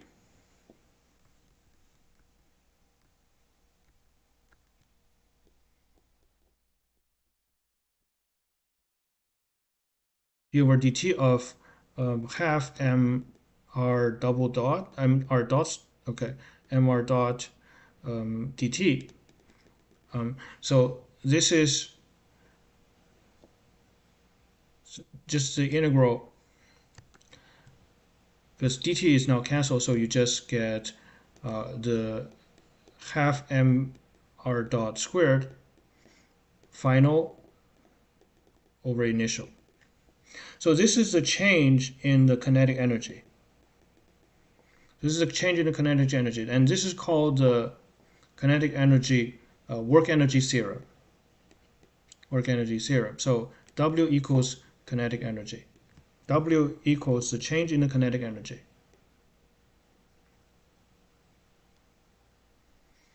Okay, there's that. So this is the change in the kinetic energy. So we call that the work energy theorem. And this is just for a single particle. We wish to come up with something similar, but for a system of particle. Work energy theorem.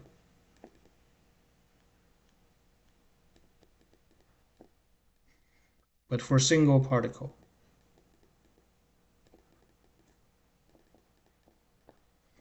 All right. So there's that. That's pretty cool. And now we want, say, if you have a system of particle for a system, starting with the Newton's second law.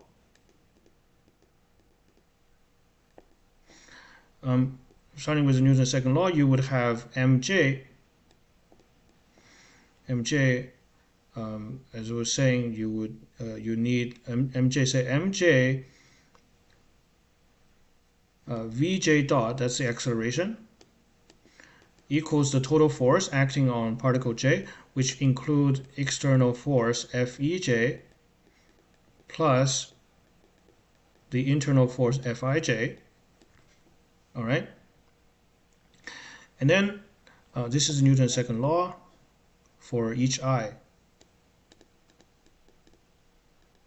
for each particle. All right. And then dot with Vj. Actually, dot with the dot with Vj, exactly. Inspired by what we did earlier. Acceleration dot with velocity. So let's consider mj vj dot with vj dot with the acceleration, basically, and that will give you Fej. Actually, here dot is here. That's the here. This part. Okay. So sorry. The second vector v has no dot on top. This is just the velocity.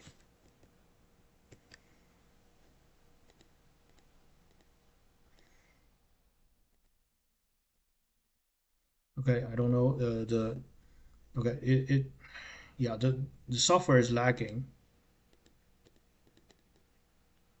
Okay, so I want a dot mj vj dot with another vj. So this is vj. Fej dot with vj plus Fij dot with vj. Okay, cool. That's the result of the dot product, and then you integrate, right? Because we've discovered that integrating velocity dot with acceleration is a nice result. So so let's you sum and then you integrate. Okay, it doesn't matter because there's a finite sum and finite there's a finite sum, so the sum and integral interchange. Okay, sum over j, integrating from, say, 2 time interval from t0 to t1, mj vj dot with mj vj dot with vj dot. I'm exchanging the order because inner product is, or dot product is symmetric, so it doesn't matter. And then integrate over dt. So this is what I'm doing to the left hand side. I integrate and then sum over j. And on the right hand side, of course, you do the same thing. All right. So you integrate from T0 to T1 the exterior forces, external forces Fej dot with Vj dt, sum over j. That's the first term on the right, and then the second term sum over j. Do the same business. Integrate from 0 to T1, T0 to T1, Fij dot with Vj dt. Right? So there's that. In the same for the same reason, the left hand side collapses to kinetic energy, the change in the kinetic energy. So this tells us the left hand side is the sum over j half mj Vj squared at T1 minus Vj squared at T0. That's the left hand side. And on the right hand side, you got here, the first term is the work done by the total work done by the external forces. Let's just call that WE. And on the right, you have the total force done by the internal forces. So this is rather interesting because it breaks the pattern earlier that the internal forces when it comes to vector quantities, the cancels, right? The total internal forces cancel, the total internal torque cancel, but here the total internal work do not cancel. So this is an easy mistake. This is a common mistake. So you cannot ignore Wi. Let's think about why. Think about an explosion. Think about a stationary bomb exploded. Right? After explosion, you got a lot of kinetic energy. Right? The pieces of the particle is now flying everywhere. So of course there's huge change in the kinetic energy. But there's no external work being done to it. The explosion, the explosive force is internal force. The internal forces do work. So this cannot be ignored. Okay, so that's it for today. That's it for today. So perhaps these are all fundamental equations for a system of particles. We haven't specialized it to a system, rigid body yet. Okay, and this combined with the kinematics of, and later when the dynamics of system of particle gets combined with the kinematics of rigid body, which we derived last week, will gives us the fundamental equations, the equation of motion for rigid body motion, also known as Euler's equation. Okay, and the Euler's equation is what the 6DOF algorithm will solve. Anyway, thank you very much for watching the stream, and I'll see you guys next time. So tomorrow is Sunday, there won't be any stream. We'll continue on Monday doing tensors and stuff. All right, so that's it.